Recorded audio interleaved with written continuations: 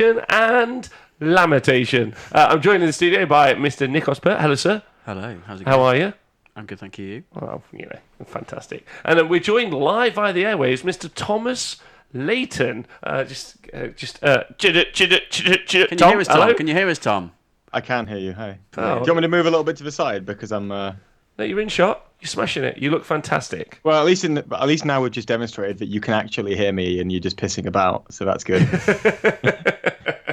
So, hello everyone. Rod Gregs, thanks for subscribing in the chat. Oh, wow. You're live, and that's odd.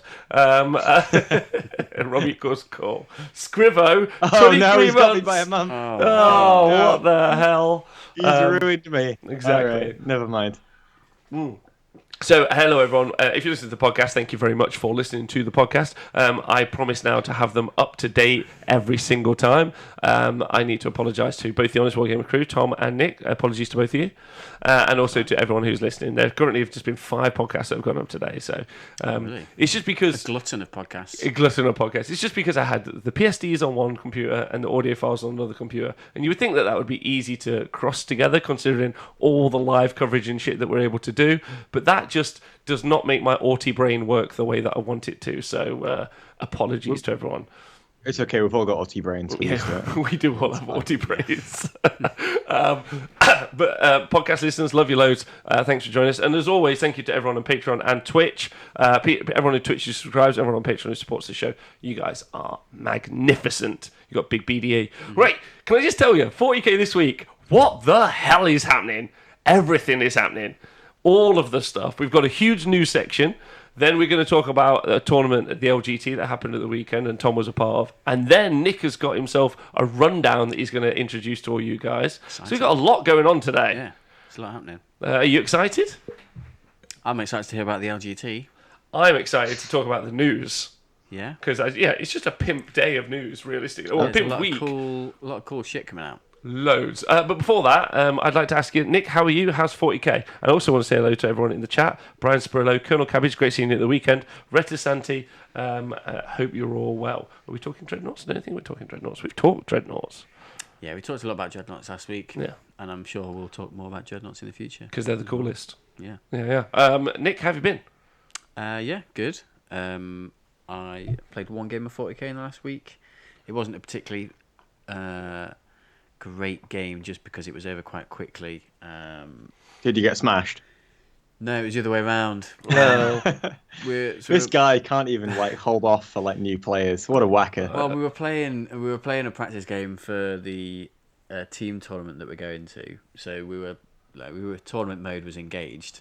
Andy was taking his lots of Iron Hands Dreadnoughts, and I was considering taking knights and some guards. So I had the Loyal 32, a Gallant, a Warden, and the Castellan, and a Vindicator Assassin.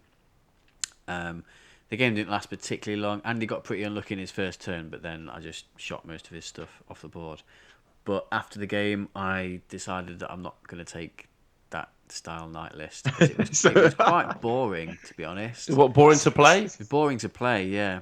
So you took a practice list, smashed someone, and then decided that it wasn't even worth practicing with the list. Yeah, it just wasn't particularly interesting to play. Really, it was just run forward with that knight, sit at the back with that knight, and shoot, and the only thing that did any damage is the Castellan, really.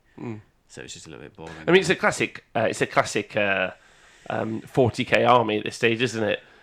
Just kind of slowly grind. I'm very excited about new plastic incubi.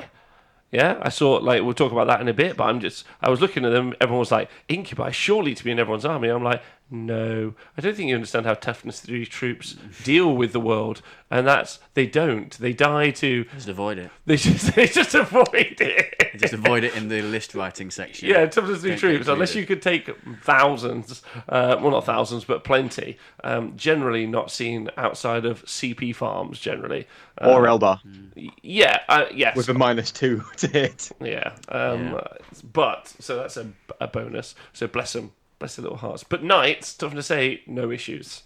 All day. I just want to say hello to Provoke Tree in the chat. Only unit in the game that dies of loneliness and nights, apparently. And also I want to say hi to the Bolt. How you doing? I did. And then a Scrivo is saying, I read the Iron Hand stuff earlier. It's fucking dumb. Oh, really? Have you had a chance to catch up on the Iron Hands information? I have not, because I don't work in a shop that gets it ahead of time. No, but you've seen the releases. Oh, I've seen some of the stuff. Yeah. Some of the stuff they've released looks pretty tasty. Sexy. And I saw my friend James posted in our WhatsApp group about someone put something on Reddit about Iron Hands, and it was basically troops that hid in buildings, and you made all the other dreadnoughts characters, so you could never target the dreadnoughts that just sat there shooting you. Because there's hidden units in buildings just hiding. Isn't there also a thing whereby you make all Imperium infantry units within a certain range, like, untargetable? I think there's a... No, you give them a 5-up invuln, though. I think, okay. Yeah. That's pretty sweet. Fair enough. Yeah.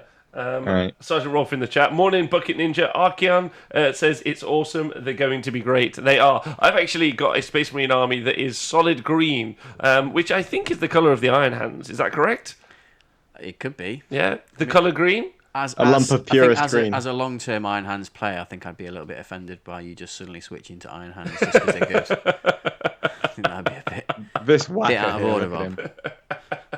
Right, Sergeant Rolf, picked up my Ferriers, got to catch the wave and get my Marine army out of the case. Fucking hell, what's that in the middle of you two? That is a Tom Layton. We've missed you, Tom. I think you at least have my duck, though, right?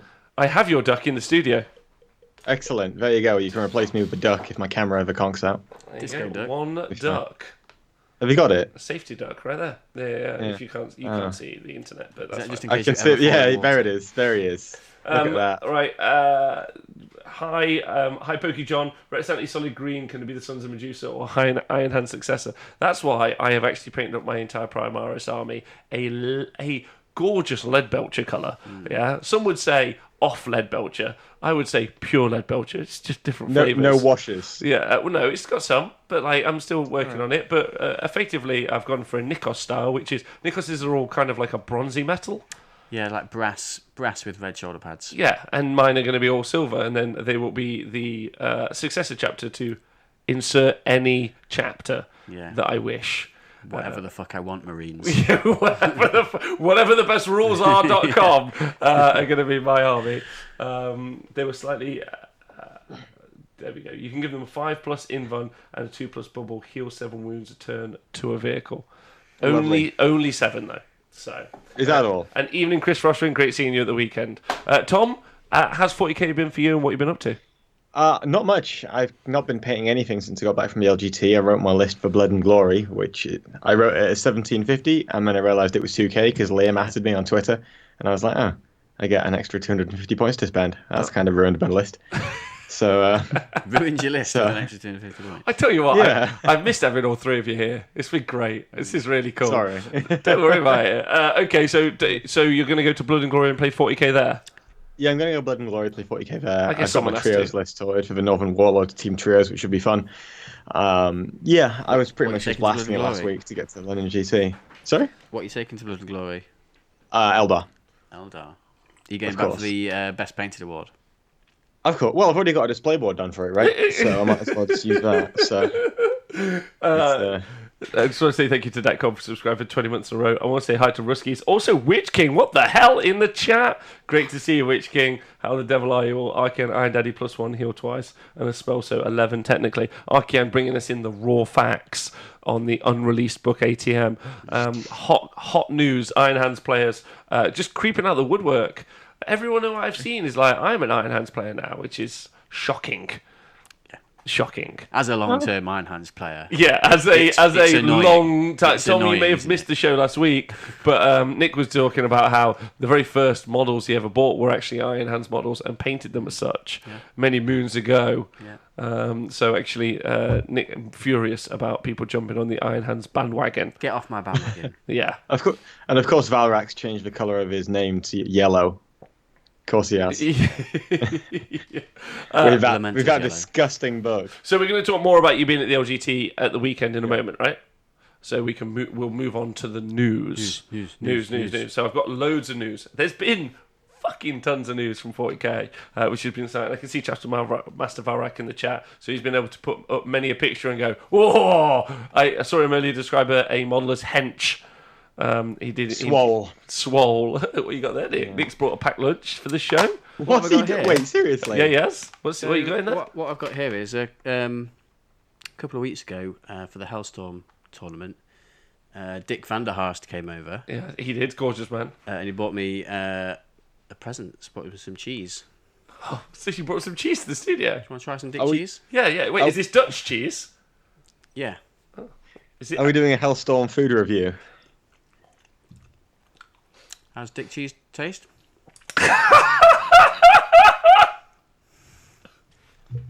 Bit salty though, isn't it? Yeah, Dick's cheese is actually really nice. Thanks, Nick. I hadn't realised that. That's very much. Sorry, Tom. You can come back. It's okay. I can still hear you over here. Oh, Not oh dear. You're so loud. You got me, baby. You got me. Oh dear. Okay. So news. Okay, so on to the news. I've just eaten Dick's cheese. So first up, for all the Eldar fanboys in the world, yeah. So they did the Psychic Awakening, and when they put up some of the artwork for the Psychic Awakening, they clearly put up the wrong picture, which accidentally announced that there will be a new Jane Zar model. And Was that the artwork, or was that the... well, they put up some artwork about the Psychic Awakening, and then everyone was like, "Fuck, that looks like Jane Zar." To be honest, I don't really know who the fuck Jane Zar is. So, do you remember at the start of the year I went to Caledonian Uprising and I ran a ridiculous and shit Eldar list? You did a rundown on it, right? Yeah, Jane Zar was the Eldar character I used to basically single-handedly 20-0 a Tau army. Oh, nice. She's Okay. the Howling Banshee X-Art.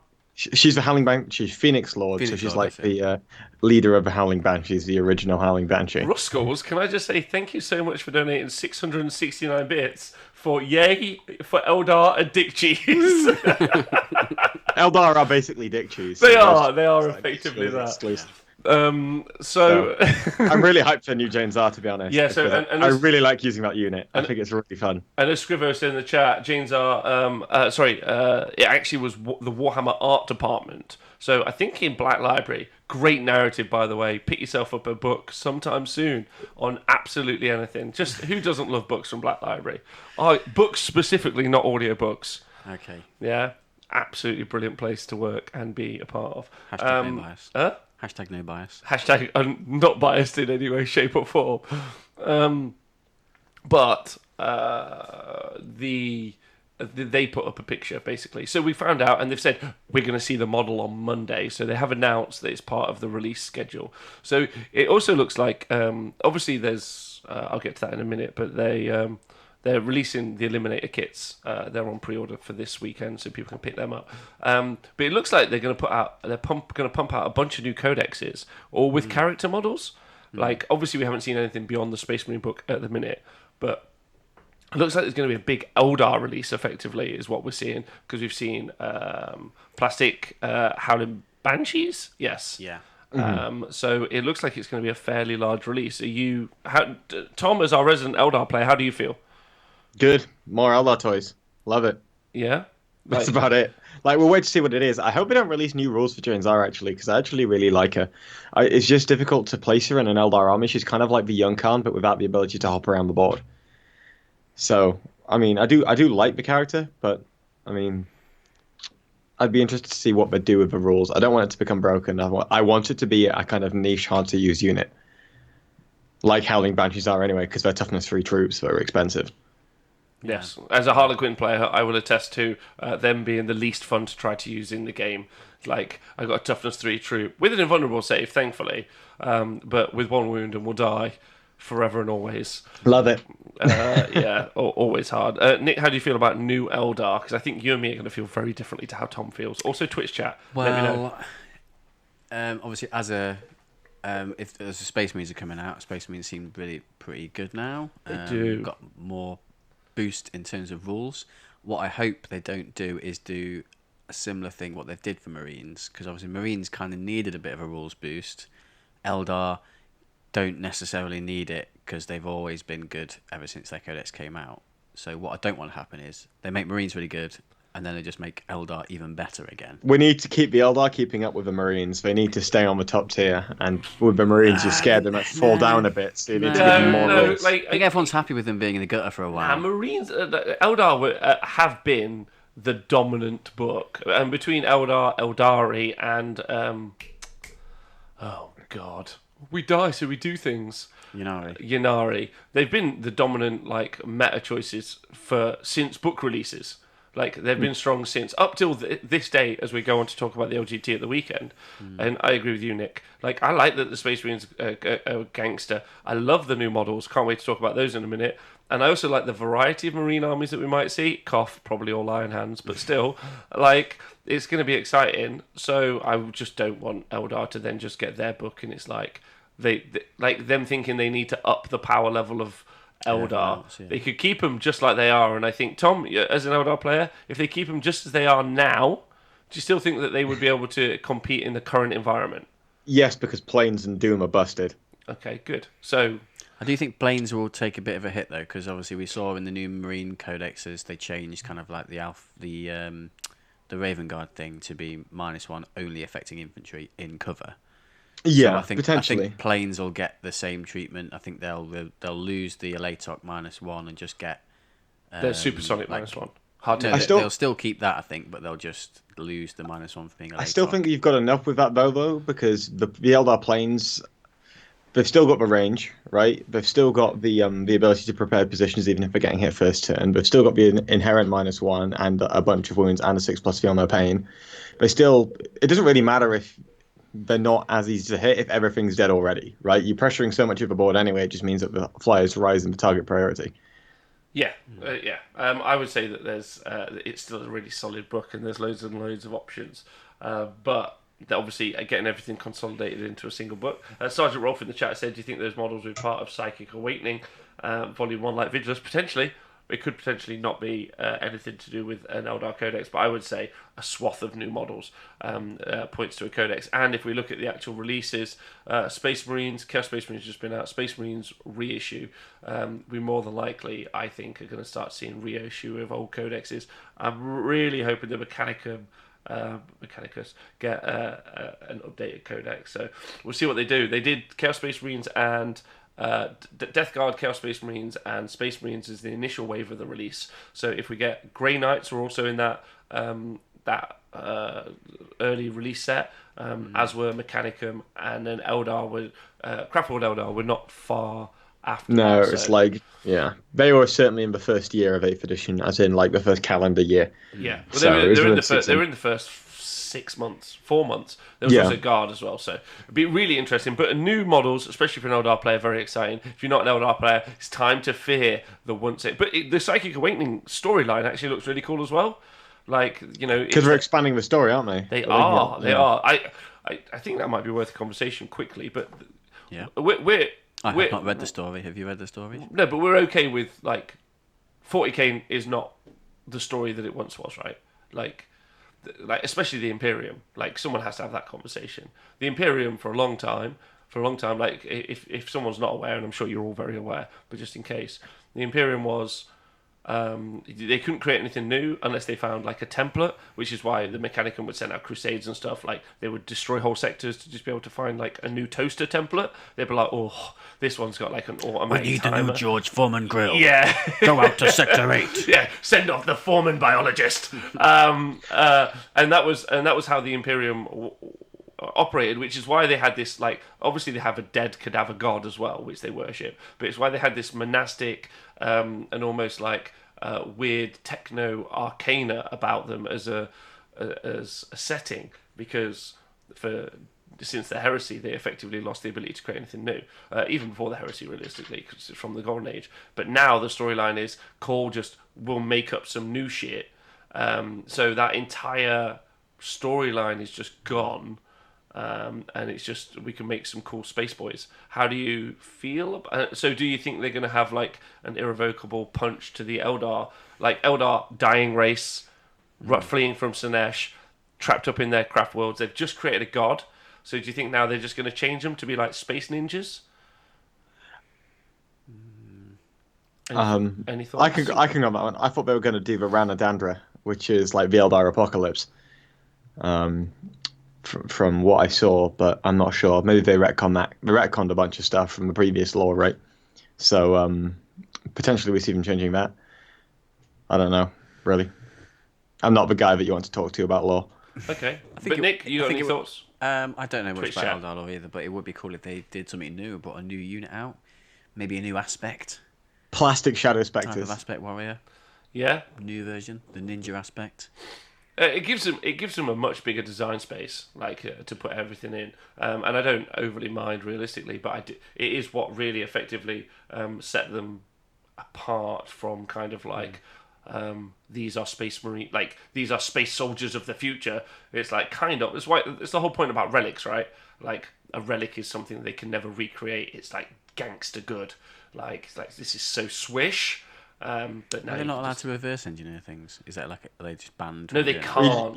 You don't want to break it. Yeah, but there's that. But they also didn't have they often don't have the ability. Obviously, like there would be some advancements, or like that's what the whole techno. That's what the Mechanicum were effectively.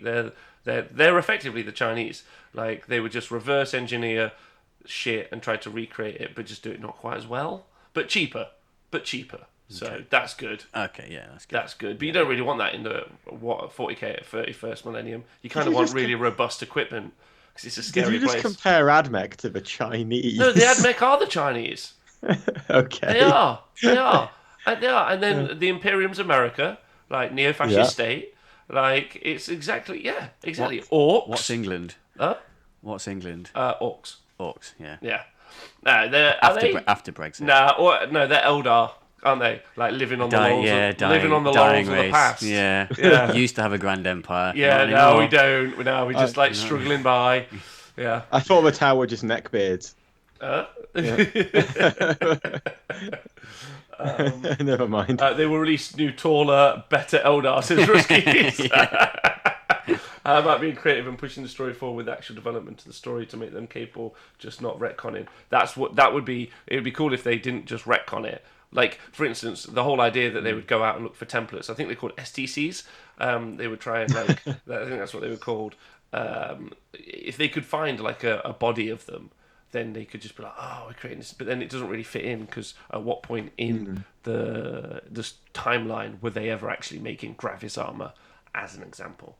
So I feel like that's kind of like meta lore, like Games Workshop go out and look for old lore that they can just expand upon. The old lore is the template. Yeah, they've given themselves loads of design space to do it, but they decided screw that. Cole just makes new shit now. Get on with it. Interestingly, there's also a new book about Cole going and finding new shit available from Black Library. Are you selling model floggers? No, I'm not. I think we should all invest in the lore more. Specifically books. Specifically books. The Honest Wargamer Book Club is back, guys. Oh, we should bring that back. Right. So that's our long conversation about Eldar done. The guys in the chat are saying the Tau are Chinese. No, the Tau are Japanese. Standard template construct. Thank you, Brian Sprillo. It was STC, I was correct. Games Workshop hired that Jane'Zar was in a duel with someone. I suspect it's Drazar, but I'd rather it was a new character. They really need more characters. It's really hard to make a double battalion without using Drazar, who are both too expensive and terrible.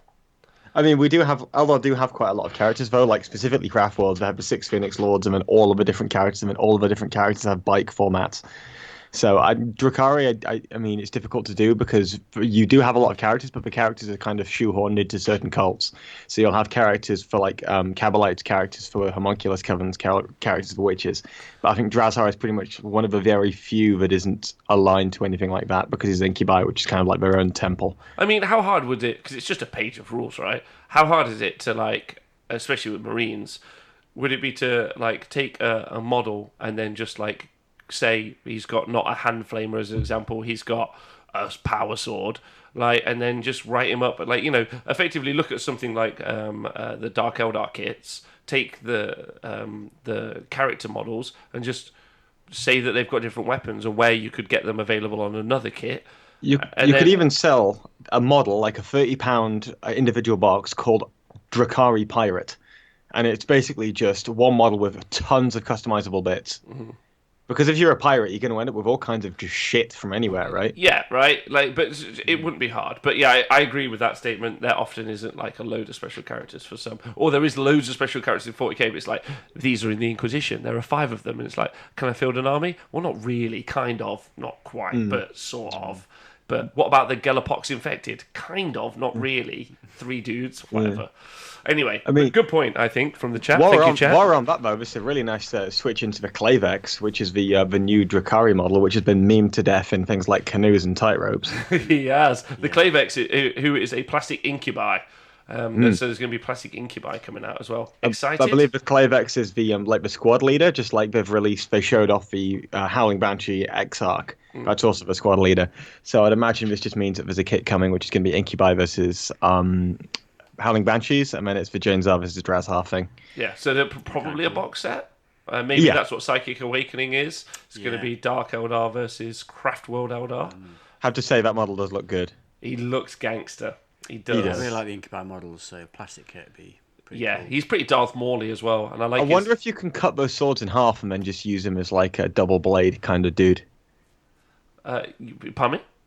So it looks like he's got like 2 Incubi blades. So I'm wondering if you could cut it down the middle and then just use it as if he's got 2 swords. Well, actually, interestingly, in the rules, he can equip it. Them? He detaches them, and you have 2 They do attack. look detachable, You do have 2 attack profiles. One that's Ren 3 doing damage 1, and then AP3. Sorry, and the other one is AP2 damage 1. But you get to make 2 extra attacks. Yeah, and the single blade version does have +1 strength as well. Just to clarify that too. So Thanks. It means that you might be strength 4. Ooh. Lovely. Yeah. Wow. It's just Darth Maul basically. Right, okay. So there's a new Clavix model as well. So there's just a ton of stuff coming out, and it seems like they did have a process of they would only let us know that something was coming out maybe a month beforehand. Oh, not a month, like a week or 2 weeks. But like they've said that a lot of this stuff's coming out in October, which is like it could be 4 weeks away, it could be up to 6, but it's still like a body of stuff.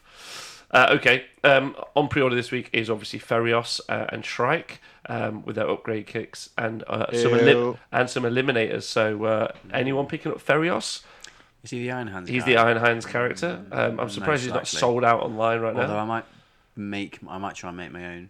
Because I bet he's like 30 quid or something like that, isn't I it? think he's only like £25 actually. Only £25 that's for one alright, model? that's fine, Fucking yeah. deal. Yeah. That's actually better value than the Eliminators because you're spending like for £25 on a 110 point model for this guy, and then you're spending £30 on 72 point unit of Eliminators. I think that says more about how broken Eliminators are than it does about the pricing. But hey ho. Yeah. And also, they have no concept about pricing versus unit choices. Like, it's just not in there. Like, the guy that makes the prices has just got nothing to do with how you build armies. Like, I don't know what metric I'm so removed from the insane process of what that person must do to decide what the price of I think maybe swing, like, you know, like how people do, like, the gender reveals for their babies. Yeah, I think it's probably something like that, where they just have real fun with each other. They just have 4 balloons, and then someone pops one, and then he goes, £28.50. There you go. Who knew? It's like the stamp tax on was it the French or the American colonies? I can't remember. It was like any time you put a stamp on something, it was just like a tax.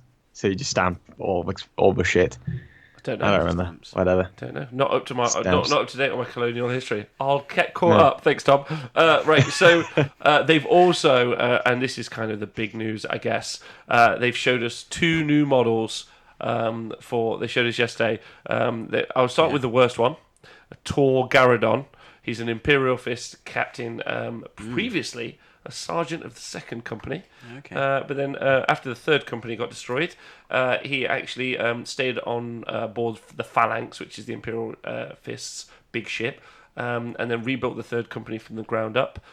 So he's a captain and the current chapter master, I think, of the Imperial Fists. So what do you guys think of that model? Everyone in the world. He looks very. He looks even more hench than a normal Primaris Marine. He looks quite square. Guys, I'm getting. Never mind. Sorry, there's a bit of a weird like lawnmower sound. And his fist is enormous. His fist is enormous. Yeah. Is that the first? No, it isn't the first Primaris fist we've seen, because we've seen Kalgar, who's obviously got 2 power fists. Yeah, doing some Tai Chi. But it is the first time we've seen Primaris grav weapon. Oh yeah, which does mean that I didn't know if they were going to continue on with the grav line. Me and Tom were talking about that the other day. This is a different Tom Wallace. It seems like they're going to, which I find quite interesting. Are you excited by that? I've never used a grav weapon, so. Well, I think grav weapons are in a really good place in the Space Marine books now. Yeah, with the extra AP. I must be honest, I haven't really seen one for a while. I haven't seen one since like 6th or 7th edition. So yeah. I don't really know on that one. Oh, Aladdin Sane says in the chat, it's a ×3 strength power fist. Yeah. So it should be big. So is the Primaris power fist now just all over better than their smaller ×2 brothers? I would imagine that most of them are still just ×2. His is just ×3 because he just has a bigger fist. Yeah. Okay, is that the mechanics of how the power fist works? For instance, if I was just to take a gauntlet from a knight, and even me, a more immortal, was to swing it, its larger size would create bigger strength. I think so. Is it mass times power? If I had some running shoes and I got some running shoes that were a few times bigger, like a few sizes bigger, I would run faster. You'd make bigger steps. Yeah, yeah, that's how it exactly. works. Bigger Yeah. Ruskell's in the chat said pure orc logic, which is pure orc logic. Bigger, so harder. Yeah. I mean, I'm looking at it. It just looks like a power fist with knuckle dusters. Yes, it does. But that's it's got a little shooting attack. Yeah, those are bolters. He did previously have a really a famous relic bolter, but I don't see that on his current model. There you go. What, Torgaradon? Yeah. He had an old model? He at least had a famous bolter in the narrative. I read the narrative. Oh, today. right. Okay. Right. That's right. I got researched. Yeah. I'm really not sure how I feel about the head. I feel like the hairline is very obvious. He's a Space Marine, dude. Like, yes, you just make him bald. Who do you think? Like, you're not marketing to like the executive copy editors of Vice magazine. You're literally like implying that Vice magazine has some kind of quality control. No, not at all. But like, what I'm saying is like, I was thinking the most hipster thing I could currently think of. Right? That's fine. Yeah. Those are not who they're being marketed to. They're being marketed not a lot to of top knots this season. No, they're being marketed to, as I did earlier. Say to my girlfriend, I was like, this plane game looks cool. Talking about the Aeronautica, and then I just did this noise. And she went, what are you, a man child? I was like, that's who you're marketing it to. That's correct. And I think they've nailed it on that front, to be honest, Tom. Yes, fair enough. I mean, or do you want Shrike's haircut? Good point, Brian Spurlow. Do you want Shrike's haircut or his haircut? I mean, dude, our day. With Shrike's hair, you could probably like restyle that or do something with it. With his, I'm not so sure. I actually heard that the copy editors of Vice magazine all received a free copy of the Shrike model. Didn't one of those guys do an interview on? It was that guy from The Guardian went on Ashes of the Imperium to talk about like that article that they did. Yeah, terrible article. Oh, Liam Jordan, thank you for subscribing for 30 months. But Dude Our Day, you gorgeous fucking hero. Thank you for subscribing for 22 months in a row. Very excited about our 1 year anniversary. Definitely going to do a 24-hour live stream. 2 year anniversary with my friends. 2 year anniversary, yes. Even bigger. Even bigger, some would say better. However, so Torgaradon, Imperial Fist supplement coming out. Probably going to reroll ones on bolters. Can bolters become even more boltery under the Imperial Fist book? Thoughts? They might have a different beta bolter rule. They might have a better beta rule. A better beta How many bolters can you beta if you beta bolter the beta bolter rule? Is that what they'll have? I think so. Plus 1 to damage against buildings. Buildings need nerfing, so. Shrike goes, shut up, Scrivo. He probably does go to Flabus, let's be honest. Yeah. So, however, I'm excited about his little grav shoulder weapon as well. That looks cool. It might be a sign to come of shoulder mounted kind of like because that's Gravisuit armor. I think he's inside. Is it? Wait a minute, Rob. Does that mean that you can just cover a Space Marine in bolters, and they'll all shoot? Imagine Centurions. You can just strap 2 bolters to a Marine shoulders, and that's more bolters. That's all you So need. you're making the bolters even more boltery. Yeah, but then paint the Marine yellow, and that is the Imperial Fist. Just get your contrast paint out. Yeah. However, the only thing that's been on my mind for at least 2 days has been Adrax Agatone, who previously has got no narrative. Is that a paint? How dare you, sir? Agrax. How dare you? This is the very fiery man. This is terrible English. This is the best model Games Workshop's ever made in the world. It is pretty cool. Shut up, actually. Nick. What do you mean? Disagree. Shut up.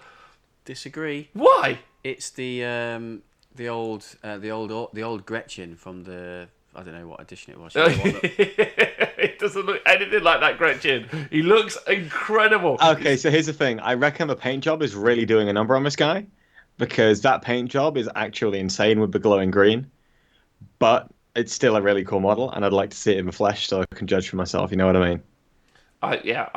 For me, I'm utterly sold. Also, a note on that model as well. The first time we've seen a Primaris Thunderhammer as well, and the I like sculpt, that Thunderhammer. the sculpt is quite different, which I really like. Yeah, it's because traditionally they do like quite square and angular ones. It's like a round hammer, which is quite cool. Well, it's square up to the point, and it feels like Oh, it's is got it? like a compression end, and it's got the square kind of nozzle, and it's got like 2 circular rings, so it looks like it's kind of compressed, which is, I think it's just a nice kind of relook at, and also that hand flamer is just gorgeous.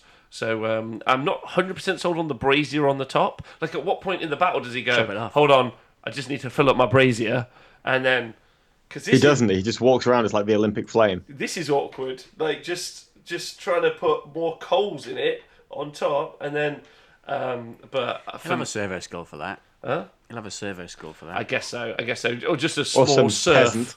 Yeah, he'll have a surf to do it. His harem. But I think that's amazing. That is a model I will be picking up. To paint. Paint him silver. No, I'm going to paint him green, as he should be. But I'm a huge Salamanders fan. I know that the rules have dropped online, or we've seen a lot of leaks and leaks, previews. Yeah, so that's fun. There's Man, there's a I just saw psychic. that cloak, dude. It Oh, looks that cloak cool, is right? really nice in it. Yeah. Yeah, he's got a big cloak. I mean, the Imperial Fist one's got a cloak as well, but you never see it because it'll be stood on a bloody wall. Back to I feel like the guy that painted this just did all the green, spent ages on the green, and then thought, "Fuck, I need to do the rest of it." And then all of the trim on the shoulders and the rest of it is completely scuffed. You know, this wasn't done by a third party. It's just done by an heavy metal painter. I know. You think he just had a rush job on? He's like, fuck. No, he just enjoyed painting the green so much. The rest of it, he rushed a little bit. MMX James, who by the way I'm a huge fan of, so you should follow him on Twitter, says it's the only Marine I've ever liked. And Chris Frostering, who I'm also a fan of, says it's a magic brazier, so different to a regular brazier. I thought magic was heresy. Psychic brazier? Can it cast smite? Or it's smoten. Anyway, Dulay says the Horus Heresy Thunderhammers have some round-headed versions for Terminators. I did not know that. Cheers, brother. It just grabs bits of the folks he burned up and chucks them in the brazier. All right, so he smashes them with a Thunderhammer, Like his sets pointy them on stick. fire a bit, throws them up like a basketball alley-oop, lands them in the brazier, and then they just burn. Drips on top of his fancy cloak. Oh, that's pretty graphic and fantastic. It's a cape, by the way, Tom. It's a cape, not a cloak. Cloaks are very different. We're getting talked about in the chat. Right. So, Semantics of cloaks. I want to take a vote in the Twitch chat. You can do Imperial Fists versus Salamanders. Which of those two models do you prefer? Over to you first, Nick. The salamander one. Huh? The salamander one. Salamander one. Okay, Tom. Salamander one. Yeah, correct answer. Also, third show host says Salamander one, so can't see or unsee the salamander holding a croquet mallet. Salamanders all day, every day. I couldn't agree more. Very excited for those guys. I feel like you could even use that salamander one if you take the sigil off the front as Legion of the Damned as well. It looks cool, right? with like the trim on the bottom of the legs. Yeah. Penguin 2000 says Green Marine all day. Brian Spreller says Imperial Fist, he looks American. JJ, aka Albino He's going to Boy, come get your oil. says, Give him your non-oil. yeah, says I'm an Imperial Fist player, yet Salamander model is better. Agreed. Salamander is amazing, so much character to Sergeant Rolf. Salamanders. I'd love to see some Primaris Legion of the Damned models, and he just says JJ. Wow. I feel like that'd steal their lore though. I That's the painted problem. them this week. Hey JJ, is that you from? I saw you have a up complaint north on Twitter. Huh? Nikos had a bit of a shit time with his painting. Yeah, I was painting some Primaris Legion of the Damned last weekend. What happened? Well, I'd been painting them for a while. I spotted them ages ago, and I got them so far, and then just couldn't be asked to finish them. And then last weekend, I had the motivation to finish them off. So I painted them all. Looked great, and then the last thing was to spray gloss varnish all over them, so they're like shiny, because they're very similar to my knights with black armor and the flames on the things. I think I've showed them to you before. You have. And then I went to use Humbrol gloss varnish spray, and all it did was make them dusty grey, like misty grey. They weren't glossy at all. They were varnished, but they were just misty, like all the black, because it was just jet black, was just grey. So it just absolutely ruined that project. Oh. So basically, what I had to do is try. That's just normally quite good though. I know. I found I've Humble used- pretty shit every time I've used it. all the spray paints are fine, but the varnish I've used twice. It's fucked up twice now, so I'm never gonna use that again. Where's the varnish from? Humbrol, Oh, right. just Humbrol spray. So what I had to do is use a cotton bud and use some white spirit to try and scrub off some of the varnish because it was all misty, and then repaint the black.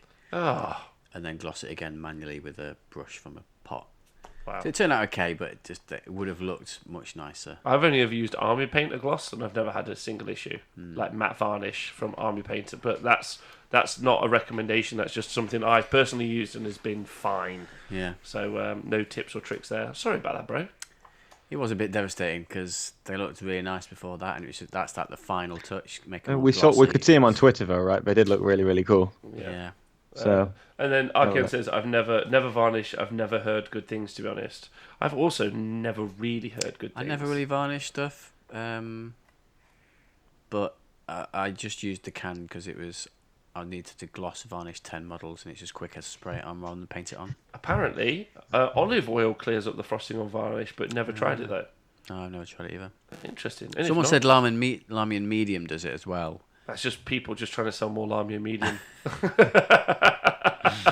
But I tried it, didn't work. All right, okay, there we go. So as far as I know, there's obviously the leaked Salamander rules. We're not going to talk about those right now. There's loads to cover, realistically. Exciting, but that's kind of all the releases and stuff that's coming out. I'm hype as hell for the Salamanders book. Going to read that cover to cover. I might even go to the store in the morning, get the book version. I'm not going to get the special edition because I can't afford it, but I am going to go and get the book and read it and just have a cup of coffee, decaf obviously, and sit down and just like read it as my Saturday. I'm with hesitant, expectant breath, and then work out what kind of army I want to put together and if they're good. I'd like loads of aggressors with flamers because I always thought they were wicked fun, but obviously They suck. well, I mean, if you get them across the board, they'll still suck, but closer to the enemy than they previously did. Mm-hmm. So, They'll suck less because they do less than the bolters, but they at least do something. yeah, exactly. Yeah, and you can't argue with that. You can, but shouldn't. And they might get like some strats or something that increases the range of the flamers, makes them better. Yeah, it's a bit sad.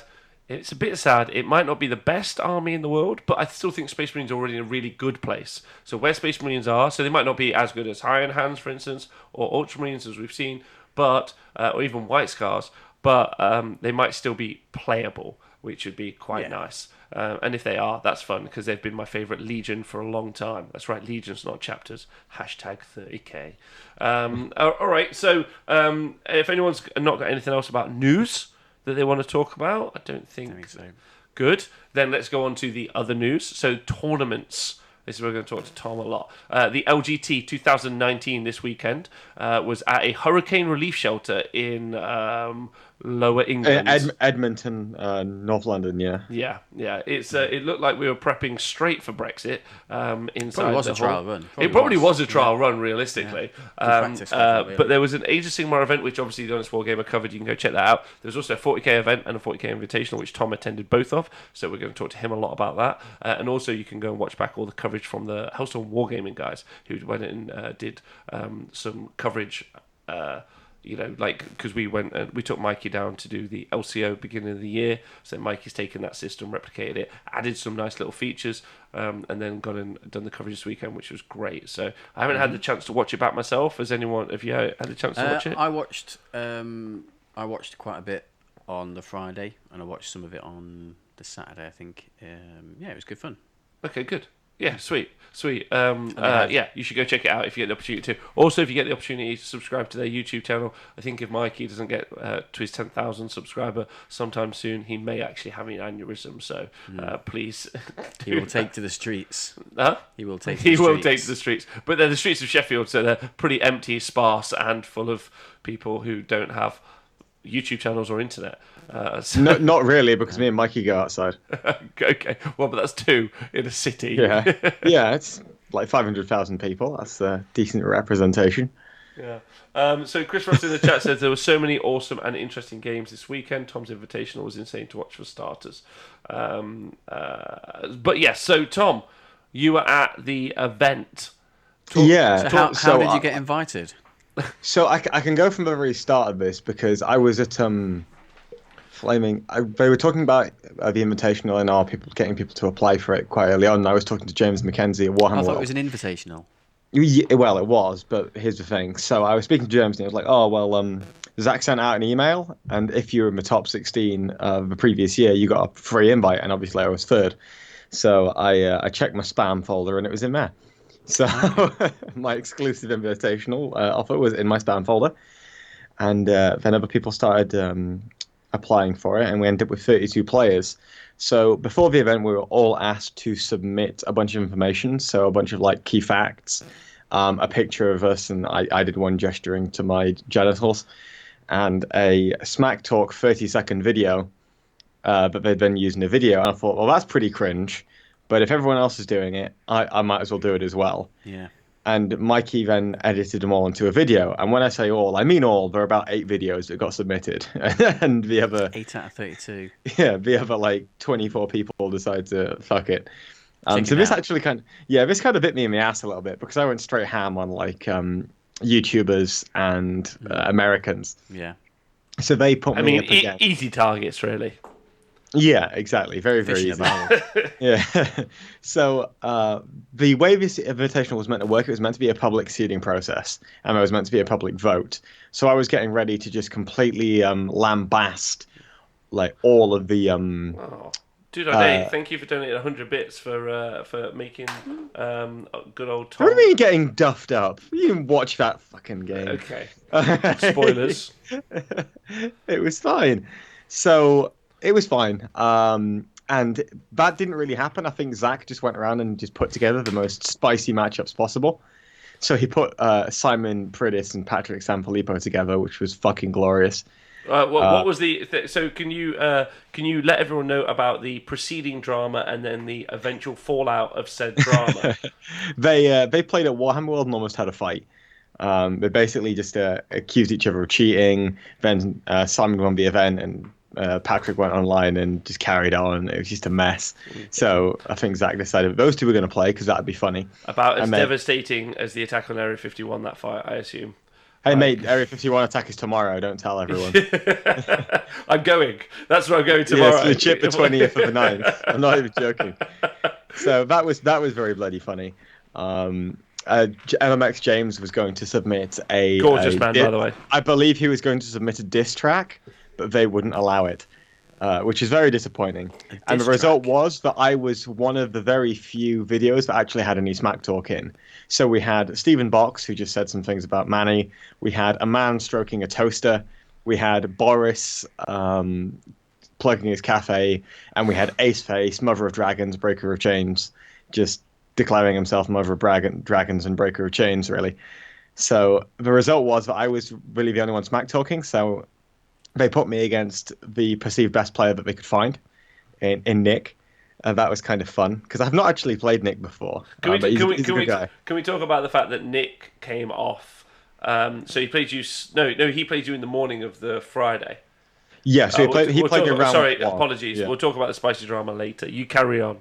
Yours is currently non-spicy drama. Yeah. That was like that was the semi-final. Is the spicy drama. Yeah. So what ended up happening was I played Nick, and he was playing Genestealer cults into my knights. And knights into Genestealer cults is not fun times for the knights. So I was talking to Nick, and he was saying, every time I play this matchup, I've actually spanked the guy. And he played Richard Guatquin later on in the same matchup, and Richard got ruined. So I knew going into this game it was going to be a really, really an uphill struggle for me. Not so much because it's Nick, but because the matchup was really horrible for me. So I ended up sending Mikey a message saying, "Hey, dude, I'm good," because I'd worked out a plan of what I wanted to do. And I said, "Hey, Mikey, I'm going to do something. It's going to look like I'm actually hard trolling, but this is the only way I win the game." And what I was going to do was I couldn't screen with any of my AdMech or my Thunderfire cannons. Because if I do that, Nick drops down, he charges, he locks, and then he just kills his way through my shit till he gets to my knights. I then get kill more, he gets hold more, and then he wins on bonus points. So he wins by like 6 to 8 points. And depending on how quickly he kills my knights. Assuming he kills my knights quickly, it'll be like 12 points. So what I have to do is I have to deny him points somewhere because I know he's going to get the bonus point. So I take all of my chaff and my shit, and I hide it in the back line, and I stick my knights and use my knights as cover. Because my knights at least don't give up the kill more point, right? He can't really kill my knights as easily, so he isn't getting the kill points. So I'm like, right, if he comes down and he kills 2 knights, it's game over, because now he's blown a hole in my corner, and he just eats all my shit. If he doesn't kill 2 knights, now we've got a game, because what I'm able to do is I'm actually able to push back against him. So what happened is he dropped down. Yeah, Alex is dumb, Valerie, don't worry about it. So he drops down, he charges into the knights, and he kills 1. And it's basically a case of I'm just keeping him off me for as long as I can. I'm really, really running low on the knights. The knights are running quite low on HP. Alex did message me afterwards and ask why I didn't charge turn 3. I need to watch it back, but the way it was looking was that it's difficult for me to even get within a certain position to even charge anything valuable because of all the different units of shit that are just in the way. Because he's blocking me off and then shoot at him, and it's like a long range to the charge. And I'm just like, well, I don't really want to overextend myself here because there are some aberrants hiding behind the building, and I need to guarantee I kill those things. So what ended up happening was I killed all of his shit. I just killed it all. So he has 1 squad, or maybe 2 squads, of just neophytes in the background, and I have like a knight or 2 left. I think it's 1. And the game ends 30 points to him and 27 points to me. And it was really, really close, really, really good game. And considering it was the 3rd game with the Knights that actually played, it just shows how easy Knights are to play. But that was on the stream. That was on the stream. I recommend going and watching that back. I'm going to go and watch it back and do a review and see if there's anything I could have done differently. Nick made a couple of mistakes as well, so it wasn't even like it was like a perfectly clean game. The point that I was really trying to demonstrate here was we are even... Let's say if the 40k circuit does become professionalized, we are still so far away from how to perfectly play this game. Legit. Yeah. So to talk about that, like, and Tom, you and me have had this conversation before, and obviously, it's great that Mikey had streamed those events this weekend, so that Hellstorm did the stream. Obviously, like the Honest Wargamer, and I know that obviously Games Workshop have done live streaming for a while as I set it up. So I know that competently covering tournaments is kind of like a professional push, which I think we're definitely at the forefront of. Well, that's our mission statement, 100%, right? yeah. Realistically. But I do agree with you, Tom. There's a really interesting PDF, which if you guys ever... I'll tweet it out, actually, from the Honest Wargamer Twitter. No, it's just called How to Win. But there's a really interesting element inside of that, and it talks about players that are beginners, intermediate, and... advanced. And it's kind of been my benchmark for doing coverage of events. So beginners make mistakes all the time. Just they fuck up, they make mistakes, right? So I would argue that I and almost every Warhammer player is in the beginner category. Intermediate make no mistakes. That's the real crux of it. It's real simple. They make no mistakes.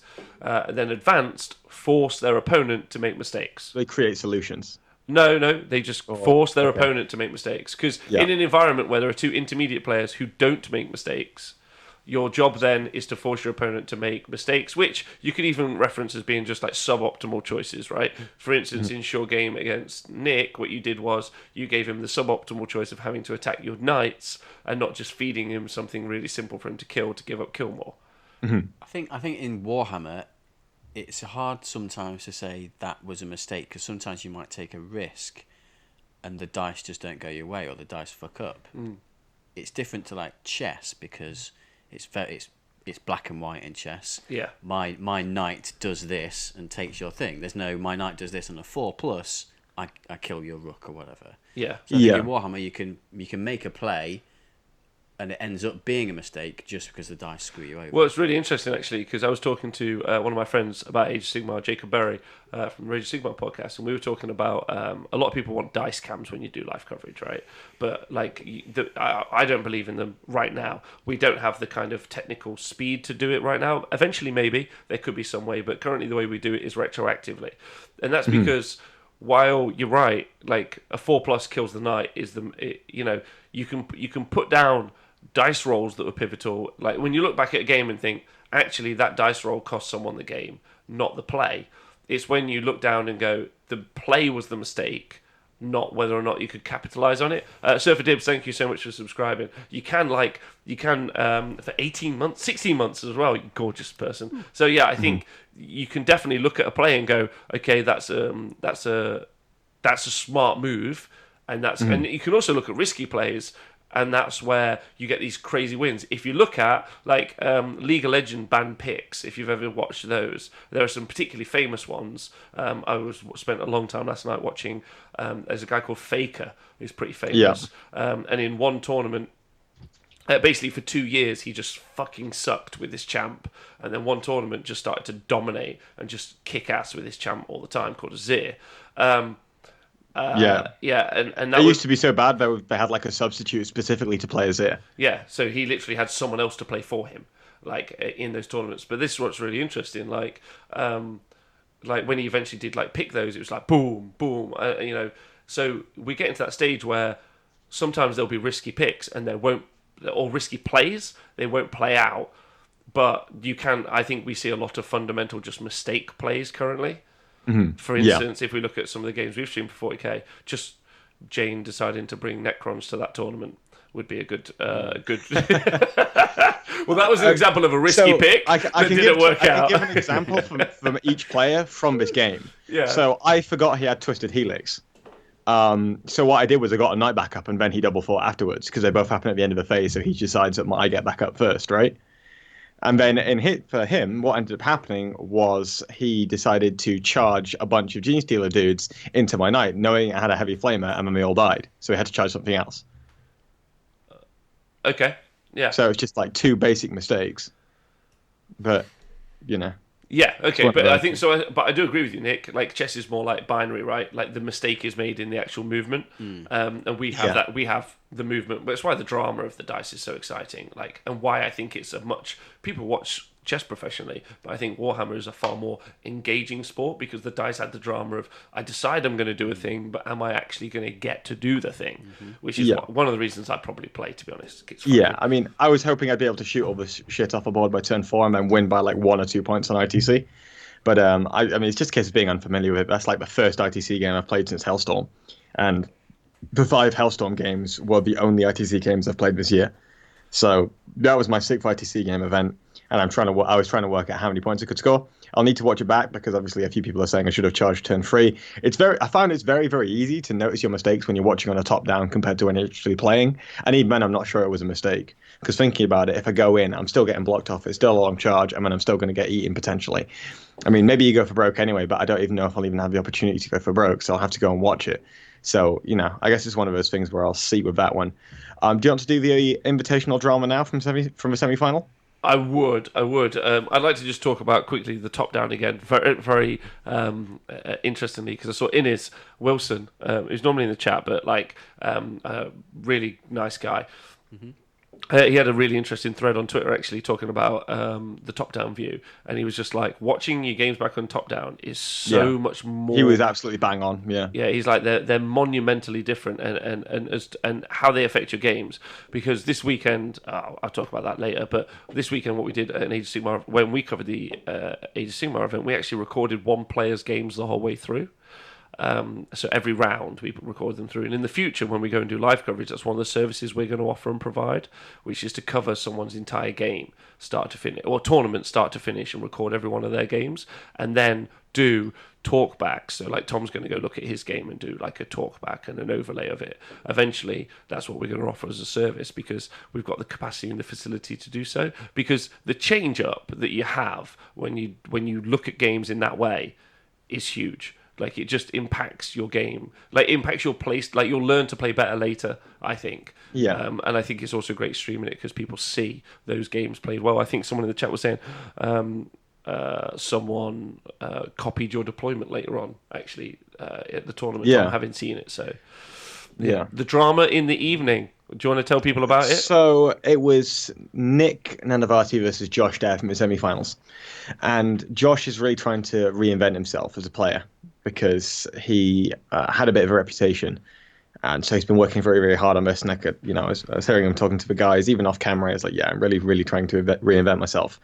We get to the semi-final, and he's playing Nick, and they've got a chess clock because they have to. And what ended up happening here was, you can go and watch the game back, so you can go and verify all of this.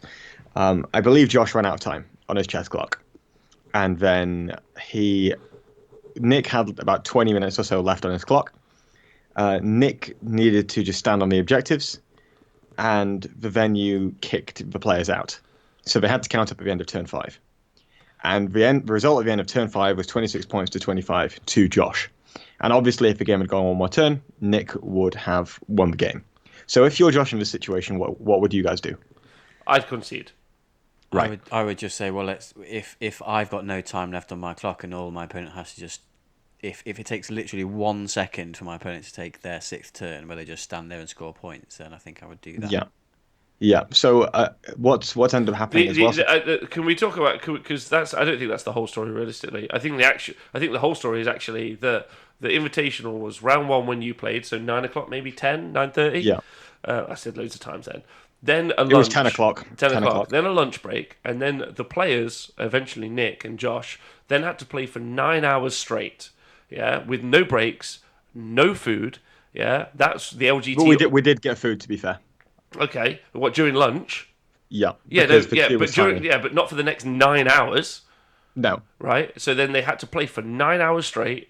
Yeah, because that was what the schedule allowed. Right. So in no way like really caring for the players in that situation. I don't think. I think that's actually quite out of order. Asking someone to do that, and then. Because people want to, right? Like, you could just say, well, don't do it then. But the guys want to, like, it's a big deal. Yeah. There's a lot of kudos on the line. Nick, professionally for his job, plays Warhammer. So winning those events or going to those events and doing really well is a part of how I think he develops his business model. So it's really important. So asking him to just slave away for 9 hours to play is horrific. Then, because you haven't organised your event well enough, that the venue closes your event down, and you won't allow that player who's flown over from another country to have an extra 20 minutes. Well, they both had flown over. This is the thing. Oh, yeah. Josh was also flown over as well, actually. Yeah. So that's terrible organisation from the LGT organisers. And it only impacts 2 people. And really only affects Nick. Well, it affects Conrad as well. Yeah, okay. Who played in the final. So, but still, yeah, I understand your point.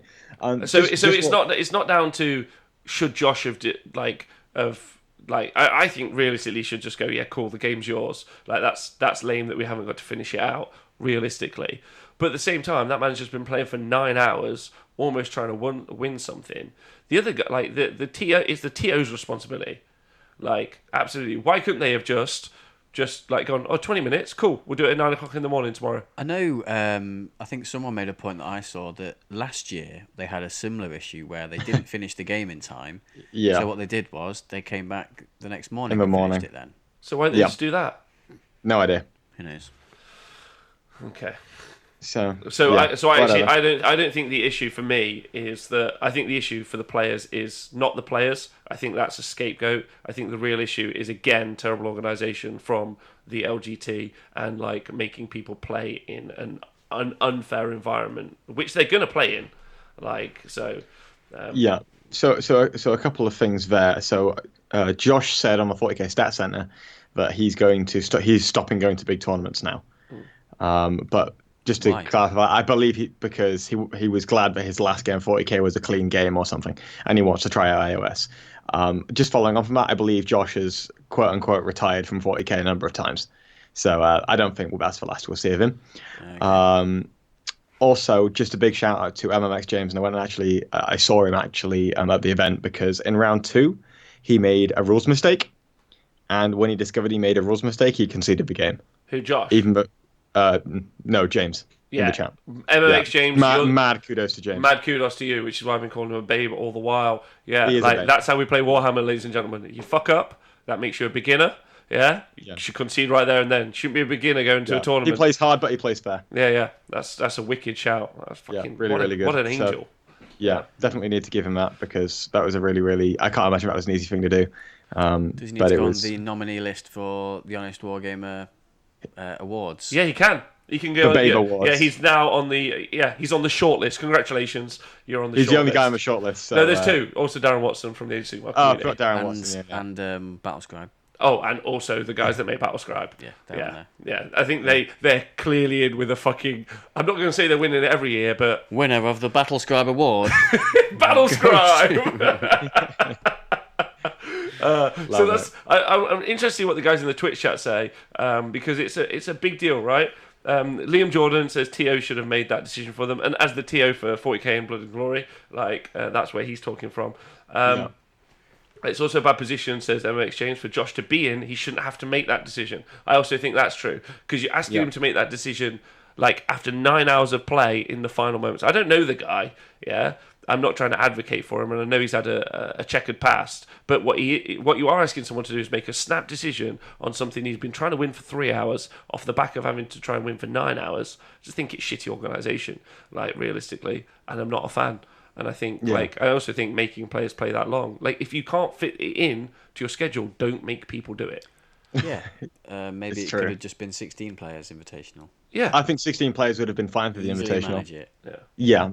Looking down the list, I don't mean to be disrespectful, but we could have done a 16-player invitational. No problem. 40k all the way says, currently in a coding boot camp and have been out of 40k since August. Can you give me a rundown of what I've missed in a nutshell? They've released Space Marines. They're pretty good.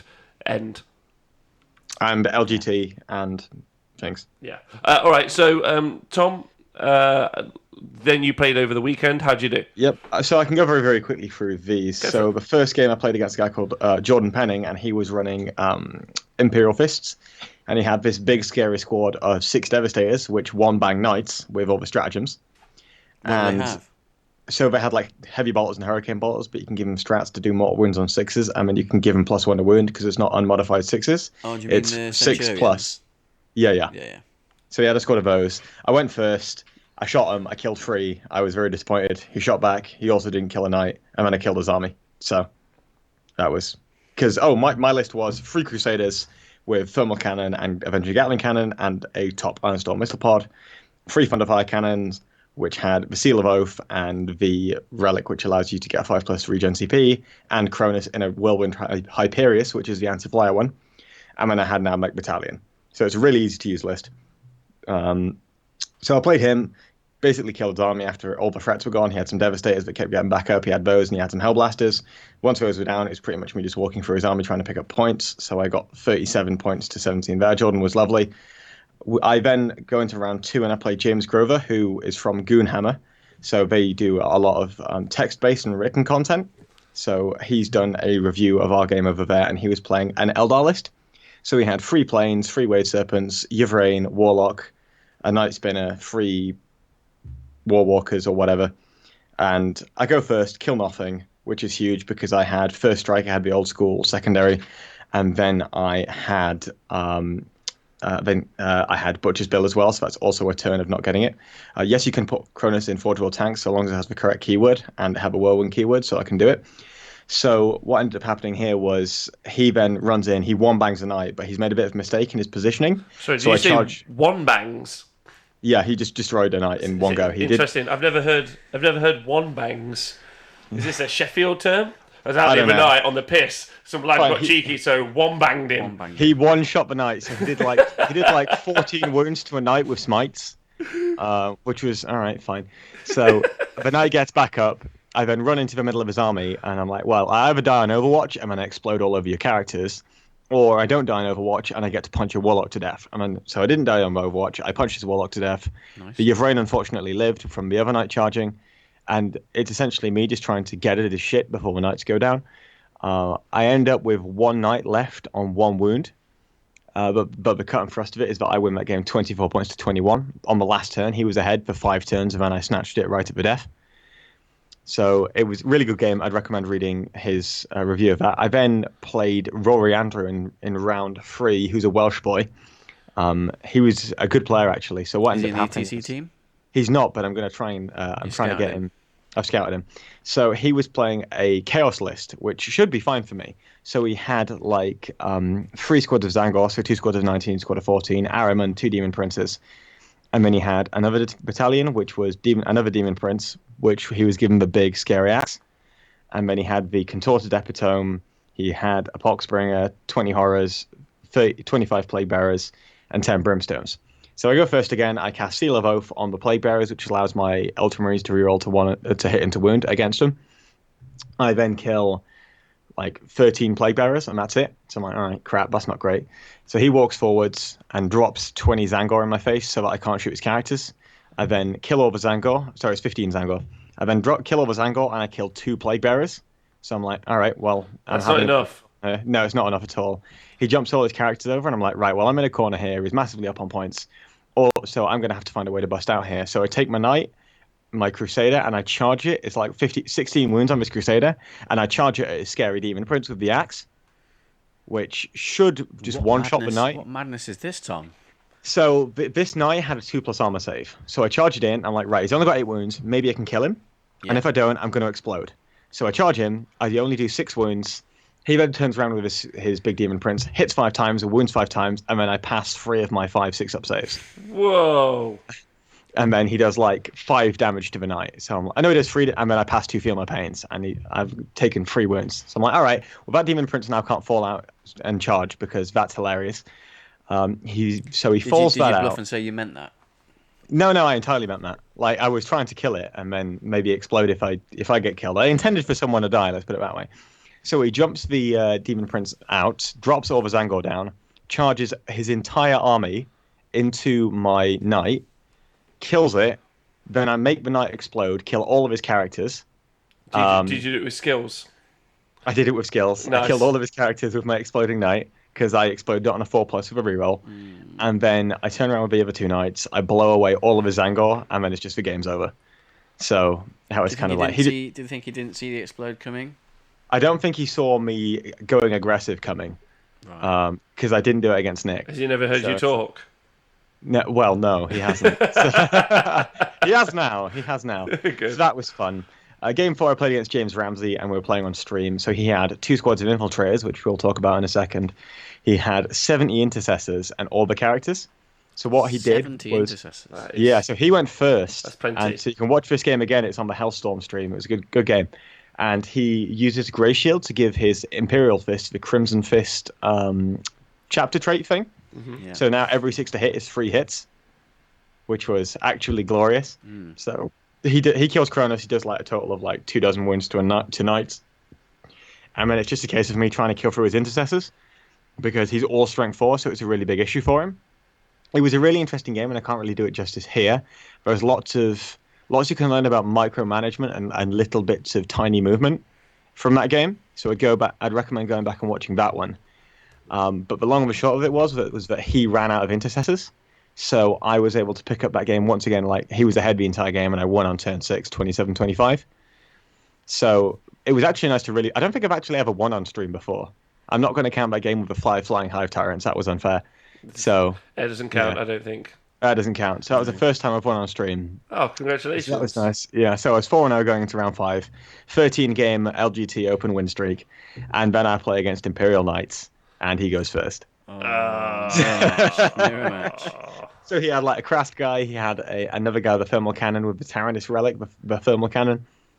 Then he has a Castigator, which is mortal wounding me on 6s, and then he has some other shit. But either way, like I managed to pull it back one turn. Like my 2 knights managed to remove 2 of his 4 knights, but it's just. So what was it like? All knights shooting all at once against your army. He did like 16 wins to the first one, but the problem was it was just like he had the jump on me.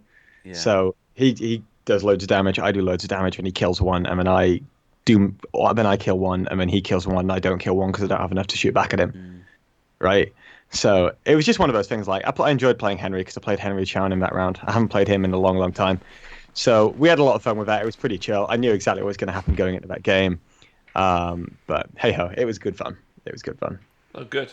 All right. But that loss in the last round dropped me from 9th place to 50th. To 50th? 50th. Big drop. Wow. That's plenty, right? Yeah, it was fine. Yeah. Lots of people there. So that's a 4-1 record. 13-game win streak is where it ended. But I think the main issue I had with the Knights was I just didn't have enough outplayability or creativity of the list. I had some, like as demonstrated by Game 3, but it mainly revolves around charging something in and blowing myself up. And that's it. So I'm playing an Eldar list that isn't meant to be easy to play at Blood and Glory. So we'll see if I can pull it off. I hope I can, because I think one of the things I'm really pleased with over this weekend, I think it's one of the best weekends of 40k I've been able to play. Just in terms of how well I've played in the games. The result obviously wasn't my best, but in terms of how I played, I'm delighted. All I'm glad. Go on. Yeah, I'm glad that I think a lot of people expected me to go in against Nick and get stomped, and I didn't get outplayed by any means. And it wasn't even close. Yeah, Like, and you've got to feel good about that, right? oh yeah, it's fine. Like, and like Nick's just a normal guy. Like he's fine. Like I wouldn't, I mean, he's a good player. Don't get me wrong, but I'd actually say he's an above-average guy because I would not be. He was charming, having a game taken away from me, having played for 12 hours in the day, but 9 hours straight. My response would have been to fuck himself, and I think that's only fair, realistically. So but he didn't do that. He took it calmly and nicely. So kudos. A better person than me. I mean, one of the things I wanted to show was that I can hang with players like Nick and James. Like, no, I don't really have an issue with that, and I'm pretty confident in saying that I did that. All right, Tom, let's get to our classic tournament review. I'm going to ask you the questions that are hot on. So last year, the terrain for LGT was, some people spoke about it a little bit. It was a topic of conversation. This year, how do you feel about it? It looked nice. It was good. Nice. One functionality issue was there was a bit of drama on the Friday night when Kyle, the absolute madman that he is, decided that he was going to absolutely set the internet ablaze. So he took a picture of Innis's deployment. So the ruling was that the kind of blocks they had at the back were hills. And if you couldn't place a model on the hill, you could just attack from the bottom to try and make it easy for you to attack, right? Yeah. The problem was that Innis had accidentally left a little gap at the back of the ruin, which theoretically you could place a model on. And therefore, you couldn't attack up the hill. Awkward. Yeah. Awkward. So, and then did that ruling stand for the weekend? But I don't know. I didn't hear any screeching about it. I think I can't comment on that one because I never used it because I'm playing knights. So I just shot you off instead. Okay. And I could never place my base, so I just attacked you from the bottom if I wanted to. Okay. All right, fair enough. I don't know if that lasted all weekend. We will. Well, I'm sure we'll find. We'll find out. Someone will say that. So again, a house rule, and then a house rule ended up being something that was abusable. Oh, there we go. Apparently it did. Yeah. And it did stay all weekend. So it was an abusable house rule. So you could basically make a unit immune to assault on the top floor of a ruin, effectively. I mean, not completely immune, but only one model will get up there. So long as you shunt stuff around, you'll be fine. Yeah. You can't touch it. Which is a bit of a fuck up, realistically. Yeah. So there's that. Okay. But terrain was functional and useful? Yep. Definitely. Fully Really painted? good. And it looked nice. It looked fine. Were all the tables identical? Yes. So there wasn't like... So no, before you said they planned to have like heavy, medium and light terrain, or were they just all medium? I thought that might be the ETC. Oh, they might possibly. I don't know. So yeah. So they were It was all all identical. identical. Yeah. Yeah. I think I'm not sure. How do you feel about that, Tom? I'm not sure. I like all the tables being identical. So it made it I don't. a balanced competitive environment. If you're going for pure competitive integrity, I think that's the way you have to do it. If you're going for an enjoyable experience and you want a variety of tables for people to play on, but I totally understand that. I don't know. I personally liked it. I wouldn't say that's true. There's enough Okay. There's enough rotating. True. No. It's a fair point. If everything is identical, then the only thing the only next variable is the army matchups. I'm a player in my luck. Yes. Yeah, I guess. Yeah. I suppose that's fair, but I don't think it has any particular wayward effect as long as it's thought through. I don't know, because I'm sure there would have been, because if you put it into context, while the terrain would have all been standard, it could have definitely benefited one army over, let's say, another army, and therefore that's the imbalance in that there's an inherent bonus for one group over the other. Yeah, and Chris Ferguson makes an excellent point in the chat, saying a balanced competitive environment in a 400-person only 5-round tournament. Yeah. So okay. So terrain, fine. I saw some of it. It looked okay. Looked good enough, realistically, and with battle mats. So that's a positive. Yeah. They didn't use Realm of Battle boards for this. Weirdly, no one in the world uses Realm of Battle boards by Games Apart from Workshop. GW. And then, Oh, how did you find the space between the tables? Space between tables was it was kind of variable. Some of the games I had lovely amounts of space, some of them I didn't.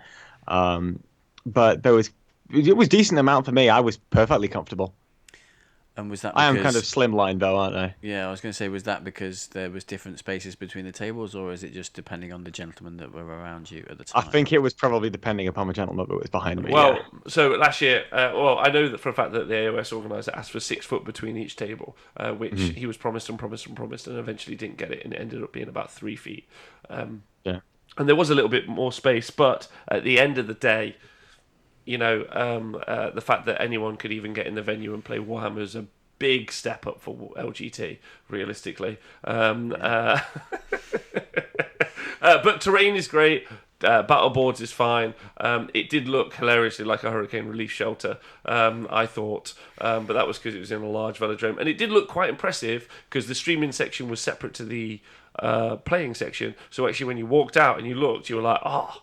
There was a load of people playing Warhammer, which was really quite cool.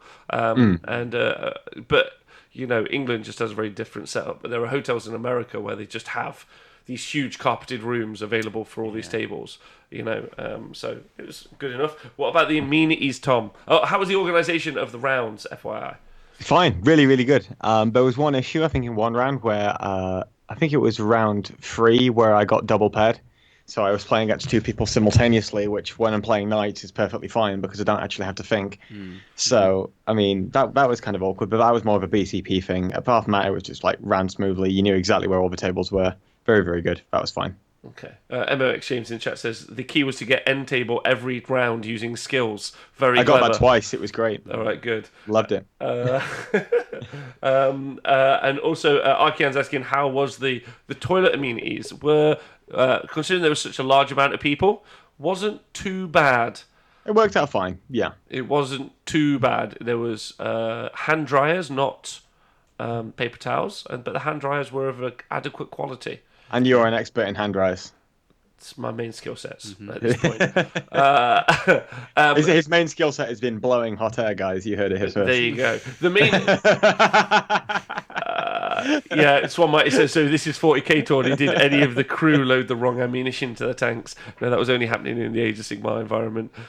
Tank was full of all the correct War machines were just firing the wrong weapons everywhere and just misfiring. It was a disaster. Oh, really? Yeah, it was just a disaster. And then the food. This is so here's the food. thing. On the Friday, the food was fine because I could get into the queue and get my food fairly quickly. On the Saturday, the food was also fine because I went to the Greg's.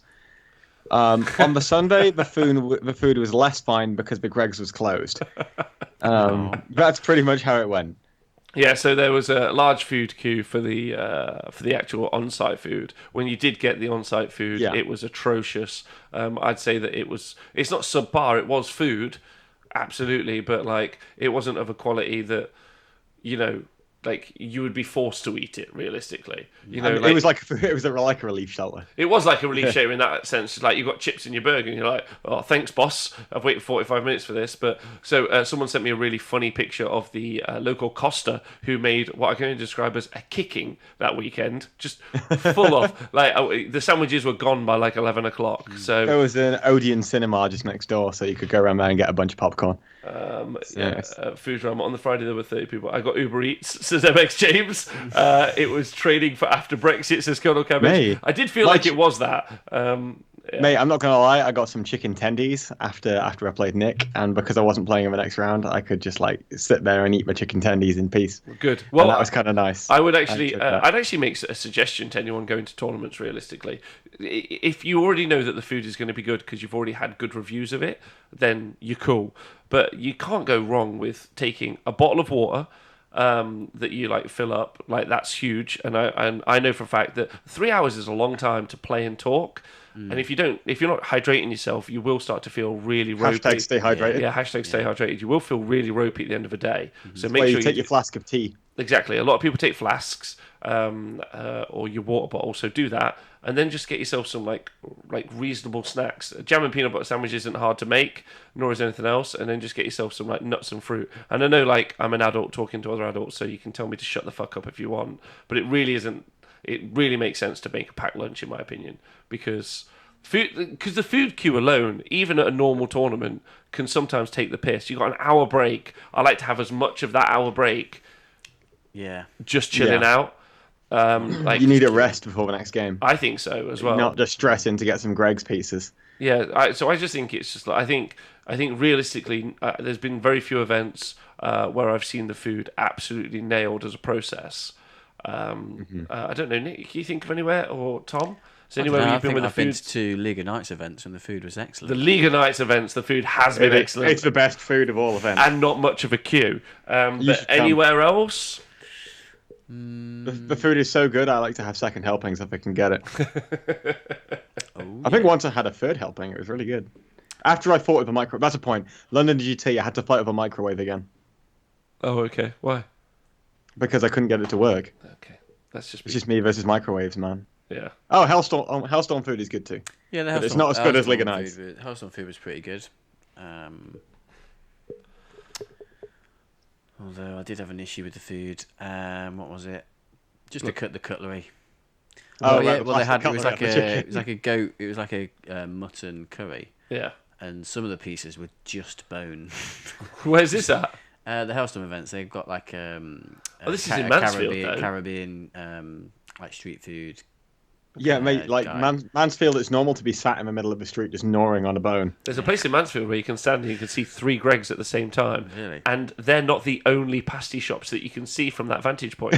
There are 2 more pasty shops. So there is in Mansfield Town Centre. Is there like a thing on the floor to mark this location? You know, like in America, there's like all the states cross here. It's like from this point, an arrow to all the Gregs. And also, if you do make your packed lunch, remember to actually eat your packed lunch, which I actually forgot to do on one of my days. But I go to events almost weekly at this stage, and I know loads of you have been to loads of events, but I often don't find time to get into the lunch queues, and the stream teams aren't really given many, we're not given like a VIP status, nor would I want one, but we're working, so I just make myself a packed lunch, so it's pretty worthwhile, and I'd encourage people to do it.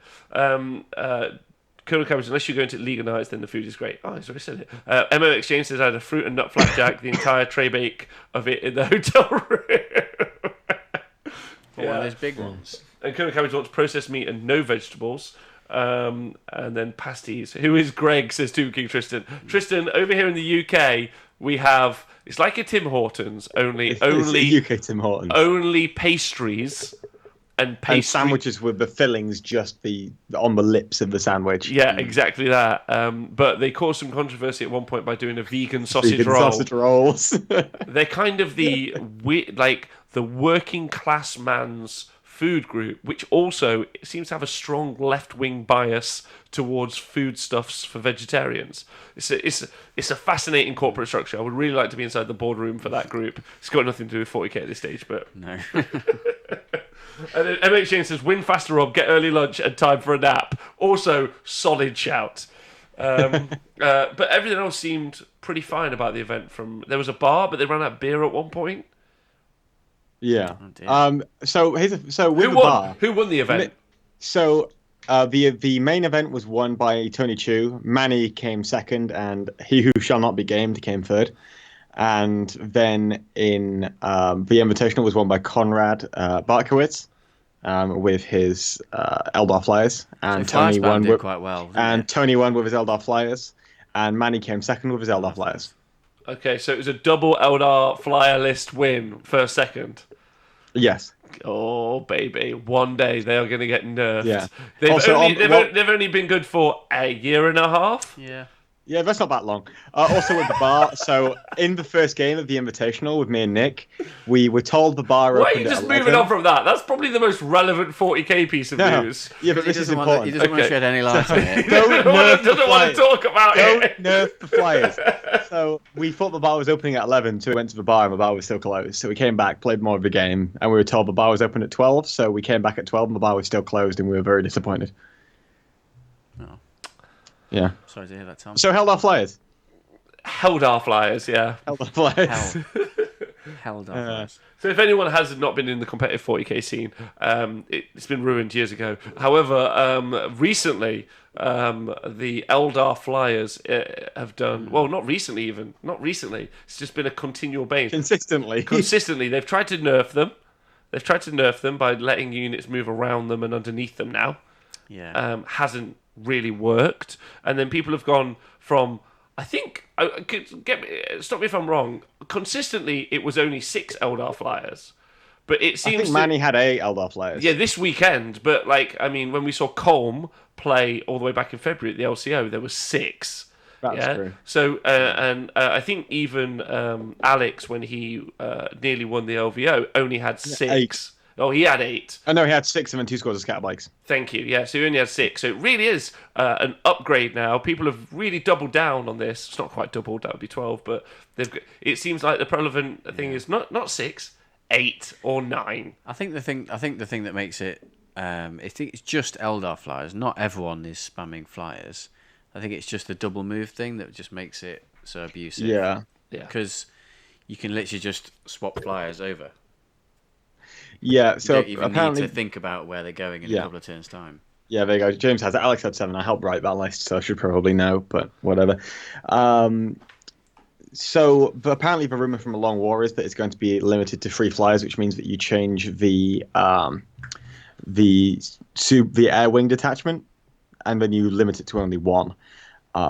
Honestly, that's fine by me. I'm not sure that actually necessarily. We'll see if that fixes the problem. Basically, I just don't care because I don't have any Eldar Flyers. Yeah. I think it'll fix the problem of, obviously, clearly, flyer spam lists have done really well because they've come first in both of the events this weekend. I just find it interesting how GW constantly nerfs Eldar, but then they're constantly missing the main thing that makes Eldar broken, which is Doom. You think Doom's the main issue? Yes, absolutely. Yeah. Okay. I think you reduce the range of the power and you sorted the problem. Yeah, I mean, but you do have. Currently, it's 18 inches. It's 24 inches. Oh fuck! So you move your Farseer 22 inches. Yeah. On its bike. I mean, that's and you the cast issue. Doom. That's the issue. It's the 22-inch move as well. Yeah. So you've got a 46-inch threat range on your Doom, and you can screen with all your planes and your Wave Serpents. What about? So you're never touching Doom. What about your rerollable cast and your protection from? And your Seer Council, so you got +1 to cast it if you got a Warlock nearby. So you basically have a permanent Gulliman for about 100 points. Yes, that's a good point. Yeah. All right. Fair play. Well, hopefully, Tom, they won't change it in the update to the older. Well, I'm hoping that it's already in the can, so they can't nerf my Doom before Blood and Glory. If they nerf the Flyers, I don't care. So Doom's we'll see how it goes. Yeah. Right. Doom is where it's So the winner of the LGT was Tony Chu. Tony Chu, congratulations. England vice captain, and then Manny Chima in second. I got to meet Nick Rose, by the way. Nick Rose. Nick Rose. Yeah, at the weekend. He came and said hello to me. But you mean Nick Novelli? Nick Rose is a different guy. No, I do mean Nick Rose. He came and said hello. Nick Rose wasn't there. He came and said hello to me. I'm going to message him right now because I talk to Nick Rose on a daily basis. Okay, unless that's wrong, in which case I Okay. met someone else who was also very nice. But I think that's what I meant. Anyway, and Liam Jordan in the chat said, if you could say Blood and Glory more, that would be excellent. Sorry, Liam, we don't We've take... only said Blood and Glory about 7 times. Yeah, we and don't not gonna take, say Blood Give and me a we Glory. don't take ticket. sponsorship, so shut the fuck up. Wasn't the food not great at Blood and Glory last year? Yeah, was fine don't for start me. with us, Liam. The food was alright at Blood and Glory. It's Oh. just the queue. It was similar. It was Queue. a massive queue. For Oh, so the food was good at Blood and Glory, so don't. Yeah. But still bring a packed lunch. So James would know if Nick Rose is in the country because he's a GSC player, and James is just part of the hive mind. So I'm sure we'll find out who it was. Who did I meet? Sure it maybe wasn't Nick Brown? maybe someone was just Wasn't Nick pretending Brown? to I be met Nick him. Rose for the day. No. What did it look? What did he look like? Anyway, it doesn't matter. This is a terrible TV and audio, so I'm sorry, but really nice fella. And I thought that's what I was busy. The Warhammer historical guys wanted me to live stream. There was also some people playing some Mate. historical wargaming, and they were like, I "We've got will the legit World stream. Championships for whatever the game was called." Mate, I'd love to stream some historical wargaming. Actually, no joke. I mean, I do. Apart from, aren't they all giant racists? Come Are they? on. Come All on. right. If you're playing 18th century colonialism, yeah, Yeah, that doesn't mean you agree with 18th century colonialism. I don't know. I would agree with All that right. because I play bolt action and I've got a German army. No, Nick. So I could tell people what you say off air, but all right. Listen, Tom. Thanks. What is wearing under a shirt? Yeah, thank you for all of your tattoos, like American History X over here. Oh no. So, thanks, Tom, for talking about the event. It was cool being there. Again, if you want to watch the live fine. stream, you can go back and watch the Hellstorm Wargaming Yep. live stream. It's on the YouTube and the Twitch. Yeah. So my games were specifically And the then- first Invitational and the semi-finals of the Open. And Kara Quinn asks a good question. And by that logic, says Riri, by the way, Drukhari players need locking up. Good point. So I can answer Good that point. question. Yeah. It's because British people don't like taking time off work to go to an event. Yes. So why is an event that's so large, although half as big as it was last year, why did they not decide to have 6 rounds instead of 5? So I think one of the issues with this is also people like to get back in plenty of time, because if you're heading all the way down south, it took me like 4 or 5 hours to get back to Sheffield, and if I'm playing an extra game, I'm getting back at like 1 in the morning. Yeah. So it makes it quite tricky for those British people, and because we're just not going to take. I was lucky; I managed to take half of Thursday and Friday off to play in the Invitational, but I would struggle to get much more than that. would you play 4 games on Saturday? No, screw that, man. Like, I have, so I did that at Nova, and I was fine with it. I was very tired. With the list I was currently playing, I'd play 4 games. Yeah. But with most other lists, no. yeah, I'm not about that. I don't think that's right. I think so. Also, ITC's got that really odd format because everyone's just maxing 40, right? 40 is the max. Yeah. 42. 42. Sorry, everyone's maxing the score. It's just it's the process of that system, like that. If you're playing ETC style, it's better Because it's yeah. designed by Frontline Gaming, and Frontline Gaming have these giant tournaments where they have the third day. It's not structurally set up as a game to be played beyond. Is it 64 players or 100 players? But either way, like the granularity of it, it seems Yeah. really granular when you look at it. But when you start getting into large fields, you need to have a third day. So it's not really designed for those small scale tournaments, I don't think. Or maybe it is. Well, a lot of tournaments go like secondary missions as another way to differentiate people, right? Which would be cool. But they just Paint didn't and have scores. But they didn't have the. No, you can't do soft scores. Display boards. Oh my god. How would you feel about it, Nick? Do you think it should be 6 games, or what would you think? And Twitch chat also same question. Well, I think if you if you want a true winner, you need 6 games in an event that large. But I think at the end of the day, it depends what the organizer is going for. Like if they're just wanted to run a big event where loads of people could come and play Warhammer and get to see loads of mates, then I think 5 games is okay, and you just accept the fact that there's going to be lots of people on the similar points, and there's not going to be a true winner. I think people should just play 6, and stay over. But that's the issue.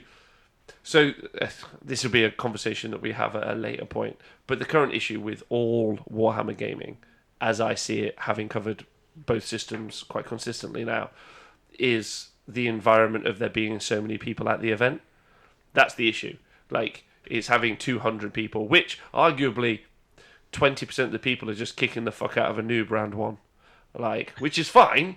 Like, and I think those people should go to an event, but there's also that conversation about like competitive builds versus fun builds, and it being an event, not a tournament. There's loads to say about that, which doesn't really just talk about, do you justify it? Like, should there be 6 rounds to justify the winner?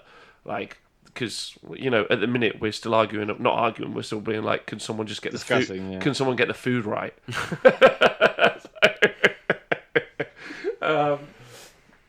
I think that would be interesting, but there's loads to talk about. Maybe we can have a long conversation about that in the future.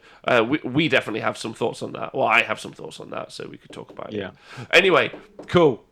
Enough talked about that. Tom, I'm glad you had a good weekend. Yeah, I had a great weekend, mate. Thanks. And I'm looking forward to you going to Blood and Glory if the queues aren't too long for the food. So we've mentioned something, and then something negative. Is Liam going to be happy or not? I'm sure it'll be fine. Good. Mate, I'm actually really looking forward to it. It should be fun. Oh, good. I'm looking to play with the mate. I'm going to give you a spoiler on my list. Are you ready? I'm going to be using the young Khan. It's going to be great. Oh, okay. All right, we'll talk about that around more. the table. Depends Yeah, if people like I'm tickets. just hoping not to make anyone cry this year at Blood and Glory. Yeah, it'd be nice if you didn't you're not punch gonna any have kids. a smile. That's Last mine. year, if you don't know the story, Nick actually punched a kid last year, made him cry. Allegedly. Allegedly. Oh yeah, sorry, allegedly. Right, we're going to do a rundown, a classic rundown back from the mist of time. Nick, you are responsible for this week's rundown. I am, yes. How do you feel about that? How do you feel about that responsibility? It's been a while. So I thought I'm keeping in the theme of Marines because we're in. We are we're in. the, It seems the Marine like quarter. Yeah, yes, the expansion of the Marine Quarter, a 3-month cycle of only Space Marines. Yeah. So I thought I'd do a rundown on a unit that came out a while ago, model-wise. It came out in the... I can't remember what the set was called. Okay. Wrath of... Shadow Spear. Shadow Spear. That's it. Shadow Spear. So I'm chosen to do a rundown on the Infiltrators. Okay. And the they're Infiltrator interesting models are the troop jump pack choice. guys with the shooters. No, they are the... They're suppressors. Phobos... Yeah, so the Infiltrators are the Phobos armor, like new scouts, basically. New Scouts. New scouts. New Scouts. Okay. New scouts. I've never liked Scouts. Wow. Why not? It just doesn't. They do a heroic job. They go ahead of the army, take down vital targets. It just isn't how I see Space Marines playing, because up until the new Primaris stuff, effectively Space Marine tactics were, and if everyone in the chat would like to disagree with me, that's fine. You took 10 hard as fuck bastards, Yeah. you put them in a missile, you then fired that missile from space into the planet, which is already not sound tactical knowledge, yeah, and then they get out, and then hopefully they win. That's like some Battle of Winterfell shit right there, dude. That's their tactic. They're the Dothraki charging at the undead. Like, Exactly. They talk a lot about Space Marines having like a lot of, especially like the narrative from Black Library, which is excellent, by the way, especially the books. Oh, really? Yeah, you should absolutely pick up some of those. And in there, you can read some more advanced tactics that the Space Marines do. But realistically, I don't see them as being like. And I'm like, why would I want a scout when I can have a Terminator? Because Terminators suck. Shut up, man! Like tactical dreadnought Cost more armor. points. What? Cost more Oh, points. tactical No, I know it's dreadnought. more points. When the chapter master's on his battle barge above the planet, and his lieutenant's like, "Oh, who should we Alright. send down?" And he's like, "Well, how many points So- we got?" It's like 2,000. I think I've got a He's like, narrative answer. he's to like, "I this. want 5 CP, so I want 3 units of scouts in there." who cares Send about them in. CP? Anyway, Right. go on. Right. Are you ready? Yeah. So, are you familiar with the game Space Hulk? I am familiar with the game Space. I Hulk. love So, the game what Space Hulk. what are those Terminators doing on the Space Hulk? They're just shooting dudes. They are recovering lost relics. Yeah. So they are scouting. Yeah, Thank you, Tom. That's my point. Why would I have lighter, thinner armor, which will be useful once the battle ensues? Why don't I just take my hard as fuck gangster armor, land, and just be like, guess what? I use these binoculars too. I'm scouting, but now I don't have a 4-up save because I suck. Yeah, but a Terminator can't sneak around, can he? If you do it quietly, you can. Funk. It's like we're striking scorpions with the chainswords all over again. Yeah. And then a question from Duno. They said, Rob, how do you remember all of the 40k names and all the AOS names? I often don't remember both. I try very hard, but He just makes them up. Yeah, but yeah. He calls them dibbly bobblies. I wish I didn't have to learn so much. I'm really hoping for more commentators at some point so I can be like, you learn those things because this is balls hard. Anyway, sorry, Nick. So these are scouts. These are new scouts. New scouts in Phobos armor. Phobos armor. Have you researched what Phobos armor is about? Do Do you want me to do it? I did the Greek god of fear. So infiltrators are clad in Mark 10 Phobos pattern armor. What happened to Mark Light 1 and through fast. Huh? I don't know. That's Lost. very quick, getting straight to Mark 10. Because it was already weren't they up to like the 9th iteration of Space Marine armor anyway? So then they just went Mark 10, but it's called Phobos. Phobos. Yeah, Okay, it's not Mark 10 or the Phobos armor. Yeah. Yeah. So they're responsible for disrupting enemy communications and sabotaging targets of opportunity. The first enemy sees a cascade of choking smog as infiltrators hurl a barrage of smoke grenades, masking their advance. Wait, so they're scouts. Terminator's got smoke grenades? Don't think so, Rob. You don't need smoke think grenades. so. You don't care if anyone can see you. Okay. Yeah, so they're sneaky fuckers. They're sneaky dudes who use smoke grenades. They're kind of like Batman. Okay. Yeah. They're not like Batman, are they? though? Kind of like Batman, though, Okay. Why? because they got smoke grenades. Oh, because they're all black. Because they're all Iron Hands now. It's because they've got smoke grenades and they're in no way special. yeah. Yeah, Okay. Yes. Yeah, there you go. Also, would you like to hear about the tactical armor? No, sorry. Carry on. Phobos armor. No, tell me more. No, that's it. Okay, Mark 10 Tactica's armor is a suit that combines the most effective elements of ancestral Horus Heresy patterns of play with more recent developments in power armor technology. The Mark That 10 means nothing. No. It's like the iPhone 10s. The Mark 10 was developed by Majus Belisarius Corps at the time as the Primaris Marines. Of course it was. These suits are currently carried into battle by Primaris Space Marines during the unfolding of the Indomitus Crusade. It's more versatile than its predecessors, and there is no single application for the design, but instead it is a modular system of ceramite plating that can be adjusted for a multitude of tactical roles, from scouting Okay. and reconnaissance capabilities of Phobos pattern, all the way up to the heavy Gravis pattern worn by Swole Boys. Tordor. Yeah, his name. yeah. Okay, that's all I've got so far. Sorry. Okay. So, what do you guys think of the model, the Phobos armor? I quite like it. I do. I'm excited about them releasing more like ornate, like the Deathwing Knights. Yeah. I like their kind of like the ornateness of their.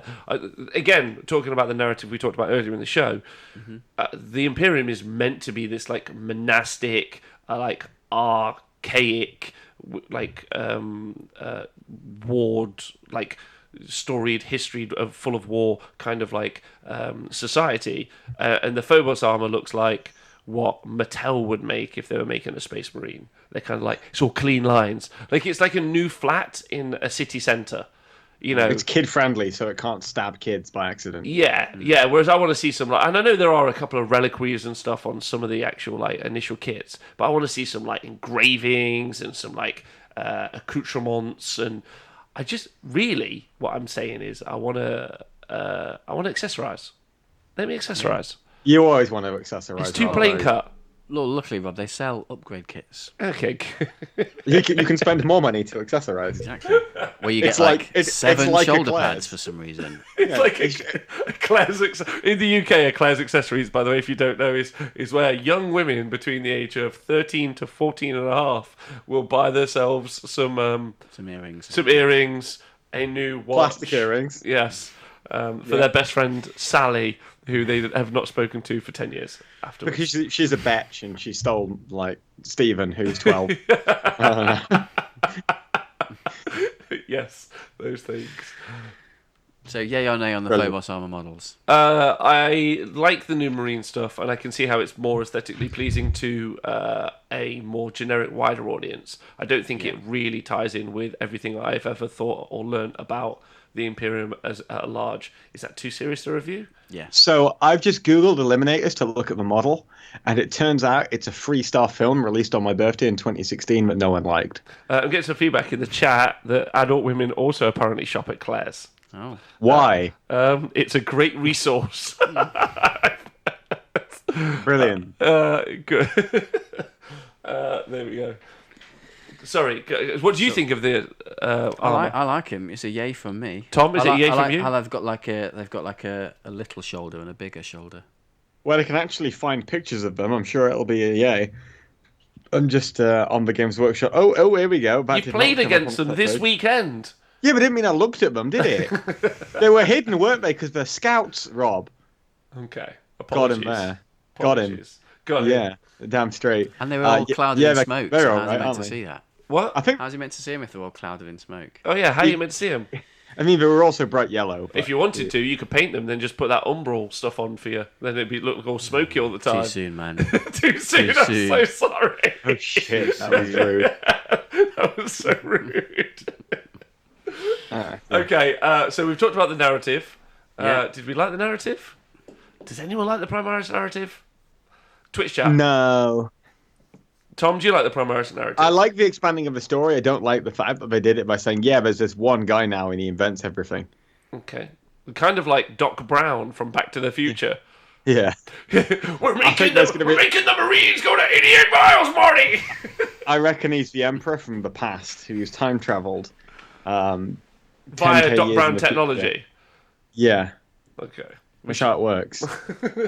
I think we should release a rumor video on that. Ruskell's just put lol in Nikos's eyes. Poor man. Brian Sparrow says, it's meh, Chapter Master Varroc's all about it. Valerie, all Marines are the same. They need labels. I agree. Fucking racist. Yeah, so you know this. Okay, so what can we do with these things in the game? What can we do with them? Yeah. Well, let's start with their stat lines. They're boom at 6. Pretty classic at this That's point. pretty classic at this stage. Weapon skill, ballistic skill 3. Strength, toughness 4. 2 Ooh. wounds because they're Primaris and they got that extra little organ which gives them an extra wound. Yeah, the One thunder with the heart. the thunder heart. The thunder. It's not called that. What is it called? It's a Have you not read it in one of your wonderful Black Library books? all of the books from Black Library are excellent, but specifically the horror range and the Age of Sigmar range are some of my favourite books that you can purchase and should. Their leadership 7, apart from the sergeant, is leadership 8. 2 attacks and 3 up Ooh. save. With maximum model unit size of 3. So if you're saying if I kill 2, so No, long as one you're of them's a looking at- sergeant, you're looking at one the guy sniper can run away on a dudes. 6. You're looking at the sniper dudes. You said infiltrators. I'm looking at eliminators. Infiltrators. Yeah. Fucking hell, Tom. Get with the It's programme, bro. not my fault. Okay, Okay, it maybe is my fault, but that's beside the point. KR Quinn in the chat said, pretty sure his minions do all the work and Cole just puts his name on the stuff like his CEO. Is that guy that stole all of the designs off Nikola Tesla? Who was it? Yeah, Tesla invented loads of stuff, but then one guy just claimed all the patents. It was... Leonardo da Vinci. That is so different. The time. It was the me. time It was frame. me. The time. That's apples and pears. That is. It was not that Benjamin Franklin. Benjamin Franklin was not the guy. Elon Musk. It was Edison. Edison. Thomas Benedict Edison Arnold. stole them all. Yeah, there we go. Tom just demonstrated a convincing rowboat needs to ditch his army and invest in Primaris 3G. Milky Badger, thank you for subscribing. All right, hold up. I've searched for Vanguard stuff, and it just gives me Eliminators and a Primaris Lieutenant in Phobos armor. Because you can't currently buy. You have to look for. Oh, you can buy scouts. You can buy infiltrators. They're called infiltrators. I just searched Infiltrators. It's not. Damn it, Games Workshop, fix your fucking website. Just email them. Have you not They'll got the codex? listen. Have you not got the codex, Tom? Tom, have you not got the codex? Hold up, one. I know. somewhere. I have a friend in Russia who can send it to you. Let me I get was the shocked- I photographic. was shocked the Let other me day, get right? hold up. Let me get my photographic memory up. Good. I was shocked the other day. Yeah. I was on Scribid website. Scribid. Scribid is a Ribbit? website. Yeah. Okay. And I saw the Space Marine Codex and the Ultramarines detachment on there, free to download. Free, on free Scrimmage? free to download. So what I did my duty. I downloaded it so no one else can download it. You took it off it. That's what you did. When you download it, you do take it off where it is. Yeah. That's correct. Yeah. Yeah, I actually have downloaded every copy of A Knight's Tale from any platform, which is why no one can actually watch it. Yeah. So, Infiltrators. Oh yeah, Tom, you can't get Infiltrators, by the way, anywhere other than Shadowspear Box, which is why you're struggling. Oh, okay. And China. Yeah. I'm sure China like sells some nice crystals I can glue together. Yeah, this show is all fucked. So I'm sure someone's sort of like got some crystals I can assemble. okay. It's fine. So Infiltrators, they have... I'm just... Sorry. This is just what you got to deal with doing a rundown with you two. Just constantly derailing. I'm sorry. I'm sorry. I'll be better. They come in units of 5 up to 10. 5 to 10. Yeah. Good. And they're 2 wounds each with a 3-up save. One, and you can have one Helix Adept, who's basically a trainee doctor. Oh, nice. Yeah. So he's probably playing too many games, not getting paid for any of them. Yeah, exactly.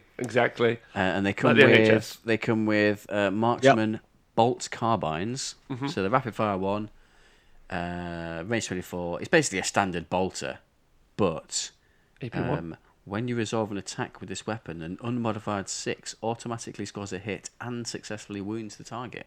On a hit roll of a 6. Hit roll of a 6. Wow. And Automatic you wounds. can combo that with a better beat bottle rule.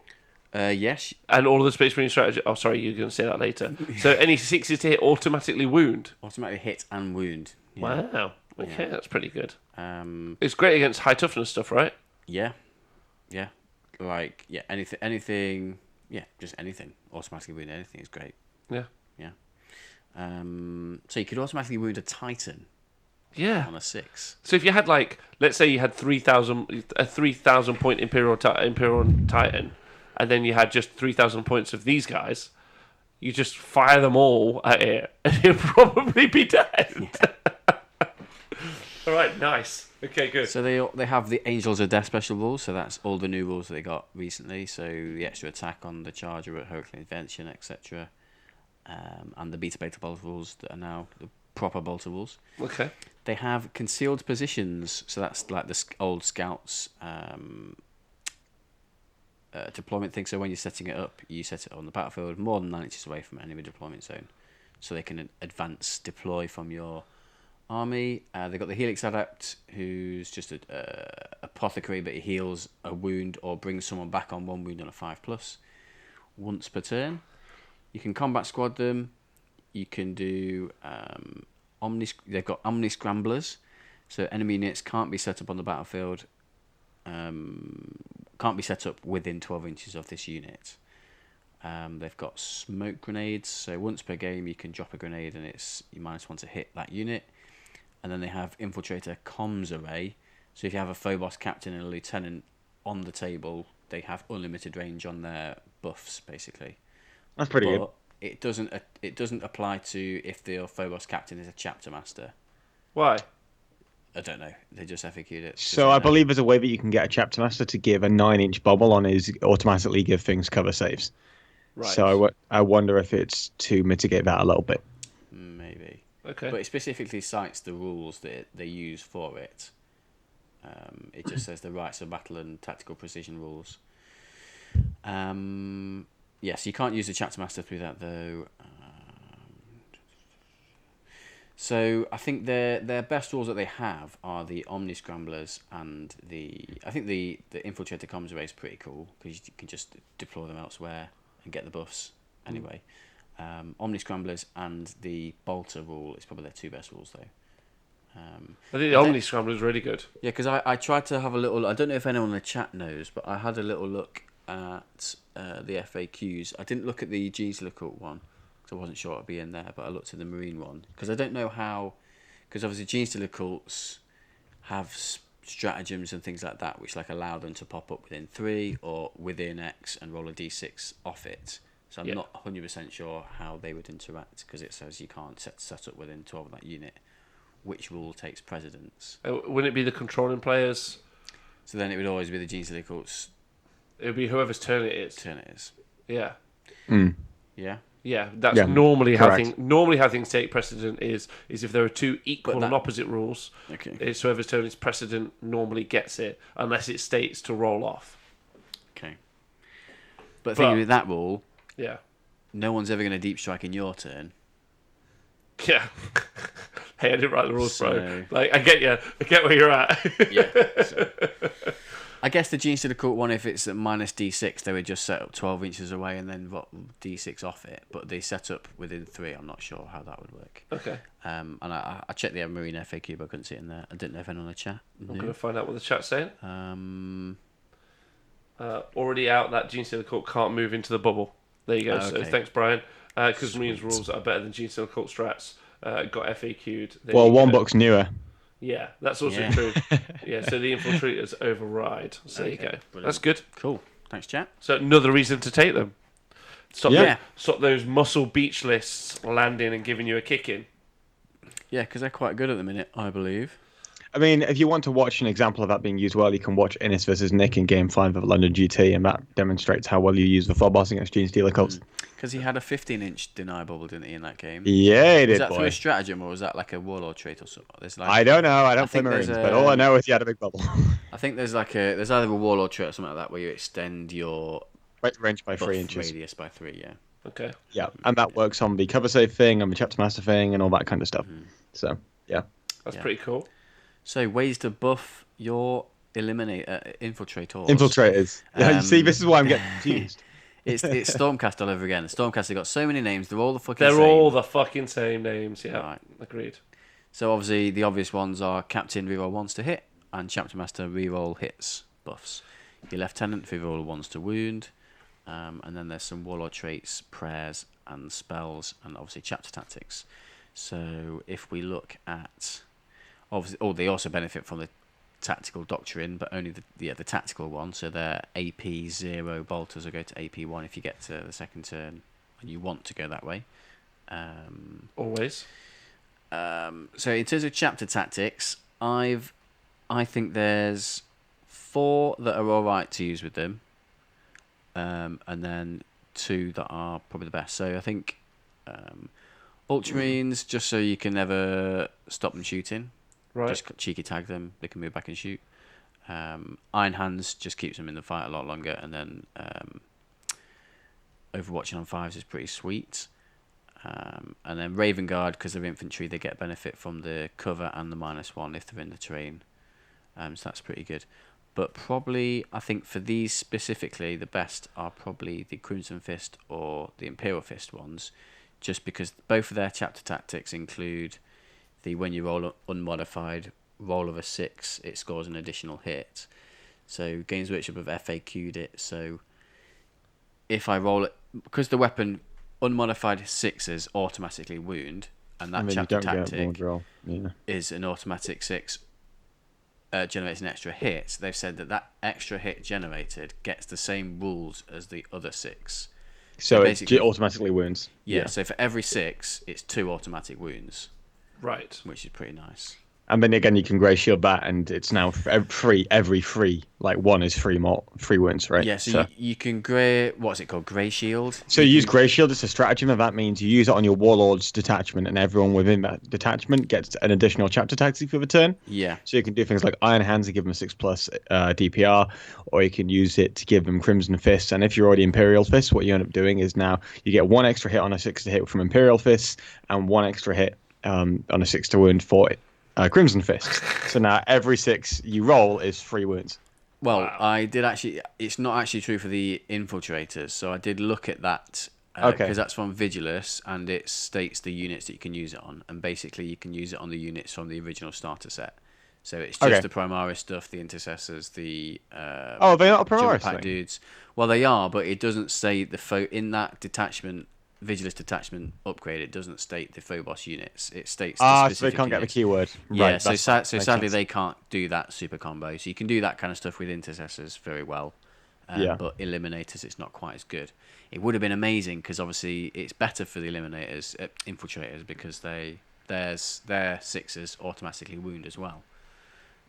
Yeah, So that would be funny. Yeah, so the Intercessors can get more hits, but variable if they get more wounds or not, I guess. But equally, if you give them something like Crimson Fists, so you get them the same thing that you'd be getting for Imperial Fists. Yeah. But what you can also do is, if you're screening out, you're often potentially screening out against things like Plague Bearers and Orcs just to deny movement, and then you get extra hits anyway because you get up against Hordes. So if you're outnumbered as Crimson Fists, I believe you get a special buff, right? But like we're seeing in the Yes, chat, you you're get not really picking chapter tactics for your Infiltrators. No, No, of course. But I'm just saying still, these are the best Unless ones for unless you make Infiltrators. unless you You took could Unless have, what- you could have a small detachment of them or something. Are they cheap enough to like hoard up and go crazy? You know the I don't- the wounding on no. sixes. Okay. They're like it's like What- 110 for 5. well, they're not even troops choices, right? So the rule of 3 kind of screws you a little bit, right? I think they are troops. Oh, are they troops? Yeah. Okay, that's kind of funny. They are troops. Infiltrators, yeah, they are troops. So I'm 22 points a model. Okay. So they're the most expensive of the troops choices. Yeah. Okay, but not. But they do have a lot of fancy rules. They do have a lot They of do. fancy rules. Yeah, just thinking about it. But okay, all right. Yeah. So, They I are didn't- expensive. yeah, they are. So there's a couple of warlord traits that I think are pretty nice for them. I mean, Storm of Fire on the standard tree is pretty good, just because every 6 to wound is an extra. No, actually, that is irrelevant because you might roll to wound sometimes, but generally what you're doing, I think, with this unit is fishing for 6s. So I think, and the way the new Chapter Master rules work, say 10 dudes are having 20 shots. You roll your 20, you pick out the 6s, and then you roll everything else, even though they might hit. Because if you're, let's say the best case scenario, if you're Crimson Fist and you're getting your +1 to hit because someone's outnumbering you, so you're shooting Orc boys, you got 20 shots hitting on 2s, re-rolling whatever you want, so you could just roll, pick out the 6s, and then roll everything else again, and you guaranteed quite a lot of hits hitting on 2s, but then you got more chance of getting 6s, which double your hits Automatically wound, and automatically wound as well. Yeah. But the Vanguard Warlord traits, you can do a few tricksy things with them, I guess. The ones I've picked out are Shoot and Fade. So at the start of your Shoot and Fade, That sounds familiar, mate. It works. It'll work very similar, Tom. So at the start of yeah. your shooting phase, select one friendly Phobos unit within 6 of the Warlord. After shooting with that unit, it can move as if it was your movement phase. It does have to advance, though. Oh. So it's kind of a fire and fade for Phobos units. It just means you can't charge again, which is Yeah. normal, because Eldar couldn't do that either. Yeah. And then Lord of Deceit. So the start of the first battle round, but before the first turn begins, you select 3 Phobos units on the battlefield, remove them from the battlefield, set them up again, as described for the mission. So I guess that's useful. It's kind of not necessarily useful in the way Games Workshop do their deployment missions now, where it's not alternating, where it's I put my army down first, then you put yours down. I think it's probably more relevant if you're doing like alternating deployment, because you might put them out in a really advanced position and then not be going first, and then you can withdraw them and put them somewhere more defensive with that.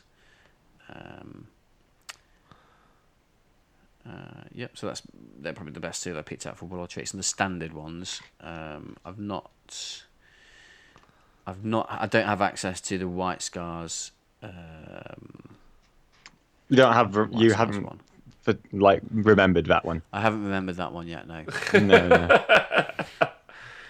No. Relics. There's a few relics that might buff them a little bit. The standard of the Emperor Ascendant. Just if a dude dies in a 4+, you get to shoot again. Fish for some Yeah, more it's good. 6s that automatically wound as well.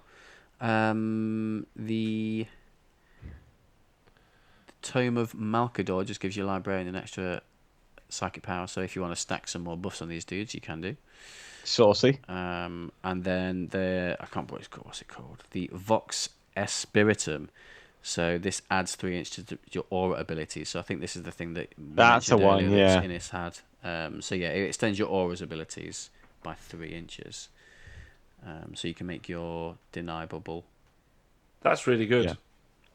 even bigger. That's really good, especially like if we start to see other units like from other codexes, start to get deep striking into their armies. Realistically, like the first turn, they start to get some first turn charges, and you're in an interesting conversation in that environment. I think.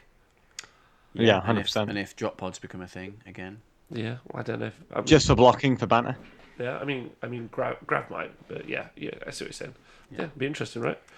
Yeah. So psychic powers on the standard tree. I think there's only one that's particularly relevant. Psychic Fortress. You get a 4+ DPR save against psychic powers, which is all right. And then there's the Phobos one, which is obviously built for them. But I think some of them aren't particularly great for them. The best one, I think, is number 1, which is Shrouding. So cast on a 6 and pick a Phobos unit within 18 inches until the start of the next psychic phase. Enemies can only shoot that if they're the closest. So you basically make a unit a character. So you could like pop out. So you could deploy them, advanced, pop out, have your Warlord nearby, shoot a plane or whatever, fire and fade back into the building, and then make them untargetable. It's kind of cool. Yeah, it's not bad. Yeah, it's kind of sneaky. I mean, would you actually? I mean, would you kill the plane? But I think I did start to do the maths on it, but I can't remember how far I got with it. Okay. But, You got bored of the maths. I don't blame you.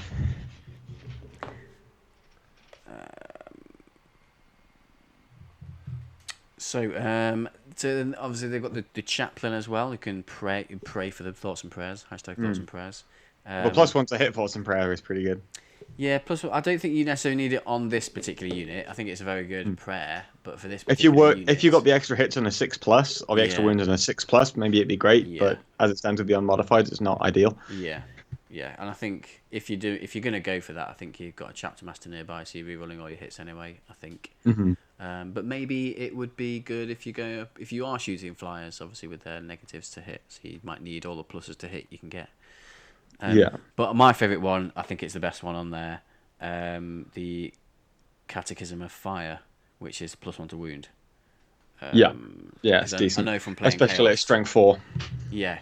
So I know from playing Chaos how good Veterans of the Long War is. +1 to wound on a unit. It's just really good. But it's only short range 6 on the chaplain, so it might. Yeah, you Might be often. quite hard to get I mean, hitting in 40k is effectively like null and void, really, as a conversation. Often you just do right. Reroll hit edition. Yeah, the reroll hit edition. +1 to hit, rerolls to hit. But so pluses to wound are a nice like find additionally, and they really they'll really compound a lot of those stats, right? Yeah. Yeah, 100%. Yeah. Defo. So stratagems. Yeah. I think they'd be quite good for Auspex scanning things because they're infantry and they're going to be sort of on your front line. But no, actually, I've just had a second thought. They're not great at Auspex scan because no one can deep strike within 12 of them. So forget No, that. it's just another threat to not deep strike in an area you can't deep strike in. Yeah, there you go. Where are we? Steady advance is probably one, unless you're Ultramarines who can move and fire, can move and shoot as if they stood still. Steady advance is good for them because then you can pop them out of your hiding place, shoot at long range using the beta belter bolter rules. So steady advance just means you act as if you had stood still in the shooting phase. Okay. So you can pop out, double shoot at long range with your bolt carbine guns, or whatever they're called, marksman carbines. Yeah. Transhuman physiology is one of the best stratagems in the book, particularly to keep your infantry alive. Is that the one that allows you to only wound on 4s? Yeah, only wounds on 4+. So that's Pretty good. Yeah. an expensive unit, so you might want to keep them alive. I mean, it would be nice to, but I mean, like it was said in the chat earlier. Really, you're not taking the points. You're not like necessarily looking to compound how effective this unit is. Really, it's going to be going on the unit of. It's a utility aggressors. piece, right? Yeah. Yeah, it's not the linchpin, but you're building everything around to carry the game. It's something that's enabling. Yeah. So what? So do you think that they're like mandatory, really? And I don't think so. I just thought they're an interesting unit with some interesting rules. So I just thought I'd look at them. I think they're a really interesting utility piece. Yeah, I just think they're a bit expensive for what they are because there are 110 points of 5 models that can die. Obviously, they've got 2 wounds each, and you can stick them in cover. But we've talked a lot about how much AP there is in the game and how much damage output there is from shooting. I think the good thing that they do have is that they have the advanced positions deployment. So It's really good. if there is a building that you can hide in, they can get in there first before Well- not having to sit in your deployment zone and walk there. I also think creating board space and area denial is such Yeah. a huge element Yeah, of every it's game. huge. Yeah. Yeah. So another good example here is, again, when I was playing James, what he was doing was he was using his infiltrators just to stand in between the hill and the ruin, and that way I'd have no way to walk my knights actually at his brick of intercessors. And they were still pretty hard to kill, because if you're stringing out and I charge of knights, okay, one knight hits and let's say I kill three, well now the other knight can't fight because it's so far away. So and the leadership is so good that it doesn't actually even matter too much, because you can just pass it and just do it again the next turn. So they're reasonably resilient as a scouting unit, which means you can get good value out of them over multiple turns. Yeah. That's a good point. That's a good point. Yeah. Agreed. So overall, how likely are you to take them in the future? I don't think I would take them at the current points level. You wouldn't. No. Okay. I think generally, if I'm looking at filling a troop slot for Marines, it's either it's mainly just the intercessors, I think, because for the, like their own, like 5 tactical Marines is 60 points and 5 intercessors is 85 points. So for just 25 points extra, you get 5 more wounds and longer range and better shooting. I think I'd take scouts just because they do the same thing. Like, I think what I like about the advanced deployment thing is if you're going up against someone who also has advanced deployment things, you can, if you manage to get your scouts down first, you can push them back. Like I talked about my game the other week against Mikey at the last one day, where he had 3 tactical warsuits, but I was able to deploy first and put my scouts in a position that pushed his warsuits right back almost into his own deployment zone. So they kind of fill that kind of role. And as we've said, currently only with Marines, realistically, the kind of main issue. I mean, there are other units that do it quite well, and GC Cults is a good example. But being able to create some early board space for yourself, especially if you're trying to sit at the back of the board and keep the units that you want there safe, I think. And also just denying movement if you get the opportunity to do so. I mean, Knight lists don't really want... I mean, Knight lists can shoot and then charge, but that's only after they've done the movement phase. So you might be able to create an area where you can deny them, and they're pretty they can move over infantry. Never mind. You can only retreat over infantry. We can only retreat over infantry, so make sure you're outside of 3 inches of anything that's a character, because if it's a character that can heroically intervene on you. Otherwise, just don't charge it and it can't walk over you. Yeah. Okay. So you can use them as a good, just a little mini wall, a little fence. Infiltrating fence. Well, I know it's been done with planes quite well, but I know it's been done with planes really well. Movement blocking, but there might be opportunities, especially early game, to create early board space and pressure with those units, which I think is quite key, or could be quite key. Yeah, 100%. Yeah. Yeah, but then everything drops down turn 2, like your list, for instance, your Chaos list, where it shoots turn 1 to clear board space so stuff can drop down early. I mean, the scouts are going to be up against it in that environment. Unless they can hide. Unless there's a magic box that they can hide inside. Unless there's dense terrain. Yeah. The Sergeant Roll says, but their kit is a bit overloaded. You get 12-inch deniable when advanced deployment for 5 points per model. So yeah, they do a lot. I want my Rangers to be able to deep strike turn 1 again, says Valerie. So yeah, you might get that with Eldar as well, and be able to push those guys out, or even snipers out would be useful. All right, well, Tom, do you want to rate Nikos's rundown? I'm going to give it a good old 7 out of 10. I think we're a good unit. I think you'll see them a lot, and I think that information is really useful. I like to give it an 8 because I think it's going to become more useful over time. That's like a stock I'm investing in for the future, actually. So thanks very much for doing it. One thing I was going to ask Tom about in terms of his ETC experience, in terms of teams of 8 and building lists against certain matchups. Do you think spamming this kind of unit, obviously you can only have 3, would be considered for a team in terms of going into Genes to the Cults or even Orcs matchup? So we're quite lucky in that we're quite early in the ETC cycle, in which case there's so much more of the addition of time to go before we actually have to submit lists, so I can talk pretty freely about it. I think the way we're going to see teams going with Space Marines in particular is taking a huge amount of indirect fire, because one of the things a lot of teams struggled with at ETC for the last 2 years is an inability to deal with how dense the terrain was. Yeah. And I think Marines are one of the best books at providing a huge amount of indirect fire. Now, if the Infiltrators provide a role in blocking off the the indirect fire that you had in the back line in the form of your thunderfire cannon and your whirlwind and all that kind of stuff, then I definitely think we'll see them. And the case is, they're going to be a lot of the matchups where you're going to have to try and dig things out of all this indirect fire are going to be things like orcs, going to be things like gene stealer cults, going to be things like demons, where that kind of bubble is actually invaluable. 25 points per unit for that is insanely good. Especially when you can hide them, you can't really shoot those things off anyway. So I think you may see quite a lot of infiltrators because they really synergize well with a very static, long-range, ignoring line of sight gun line. Fair enough. Yeah. Fair enough. Yeah, I've in my marine list that I took to the Hellstorm event, I had one Thunderfire cannon. It didn't die in any game, and it just constantly put out loads of shots. It was really, really good. Yeah. Solid as a rock. Yeah. Okay. Yeah. Interesting feedback, thoughts. I wonder what everyone else in the world is thinking on that particular one. Tom said EC stream broke. Oh, it's back. Okay, well, I hope it stayed up the whole way. I feel like Infiltrators could be a fairly cheap way to protect your backfield from deep strike more than the board control out front, which is a clever move if you're planning on moving forward. They're not cheap, are they? No, I kind of think if you're protecting your backfield, if you've got a captain there, maybe just having the Phobos captain is better because he has an Omni Scrambler. I don't think the lieutenant does for some reason, but I know the Phobos captain has an Omni Scrambler. So I think it depends on the deployment type. In Battlefield, I think you're going to see some infiltrators anyway, and also it's good to have that kind of redundancy, right? Yeah. All right. Well, Nick, thank you very much for the rundown. Pleasure. You're an angel. Tom, thanks for joining us. Anytime. It's been good fun, man. Everyone in the Twitch chat, I'm going to get a lot of love out to you guys. Dude Our Day, Surfer Diz, Brian Sprillo, MMX James, Valerie, Sergeant Rolf, Barbacone. Thanks for joining us. Thank you, everyone, for joining us for tonight. It's been fun. I've really enjoyed having both of you back in the studio.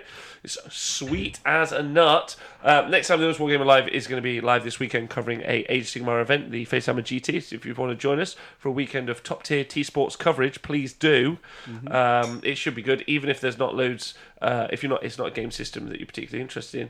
It'd be cool to hang out, tell some jokes, and chill. That'd be fun. Looking forward to covering some 40k wargaming in the future via the T-Sports system. So we'll do that soon. Thank you to everyone on Patreon and Twitch. Oh, I think there was something Any shout-outs? John wanted us to mention something. Yes. John wanted us to mention that I think there's dice on pre-order again. Oh, yes. So Yes. you guys may be aware that I'm actually... well, I'm sure you're all aware that I'm not the most organised person in the world. And I'm doing loads of things all the time. So John... and a couple of other guys are being in charge of the whole kit and caboodle now for like other stuff, specifically merch, which is great. So there's also you can get your own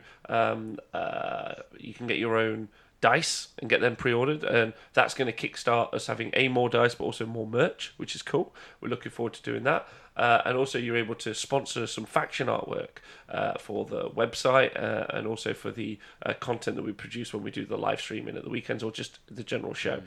So again, you should be able to find that on the Honest Wargamer Twitter and on our Facebook. That's what it's called. Thanks, Nick. Yeah. You're a legend. Tom, thank you for that, remembering that as well. Yes.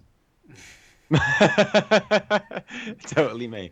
Let's get some hoodies with zippers. I think they're on the list, but we'll get them in the future. So you guys are great. Thank you very much. Thank you to everyone on Patreon and Twitch for supporting the show. It means loads to us. Can't wait to talk about some 40k next week. What will have happened then? There's so much happening at the minute. Well, we've got 2 more Marine books. Yeah. Most likely. More Marines. Are you ready for the Quarter of Eldar release, Nick? Oh, God. Are you ready for the Alatok expansion book? No, because it might make it less broken. Oh, okay. All right. You guys are great. Freeze says, it's your boy. Tom says, Freeze OW. Don't know who that is, but he loves you, Tom. Scriver says, love you, Nikos. And then merch, hoodies with zippers.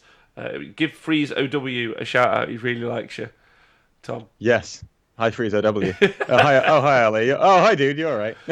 Good. All right. Say I'm Ollie. He's a colleague of mine from work. All right, sweet. Yeah. He's finally just rocked straight into the stream as we were about to leave. Yeah. So that was perfect timing to go. Perfect. If you listen to the podcast, don't forget to stay hydrated. Don't forget to make your I think the thing we've learned today is don't forget to make your packed lunches. Yeah.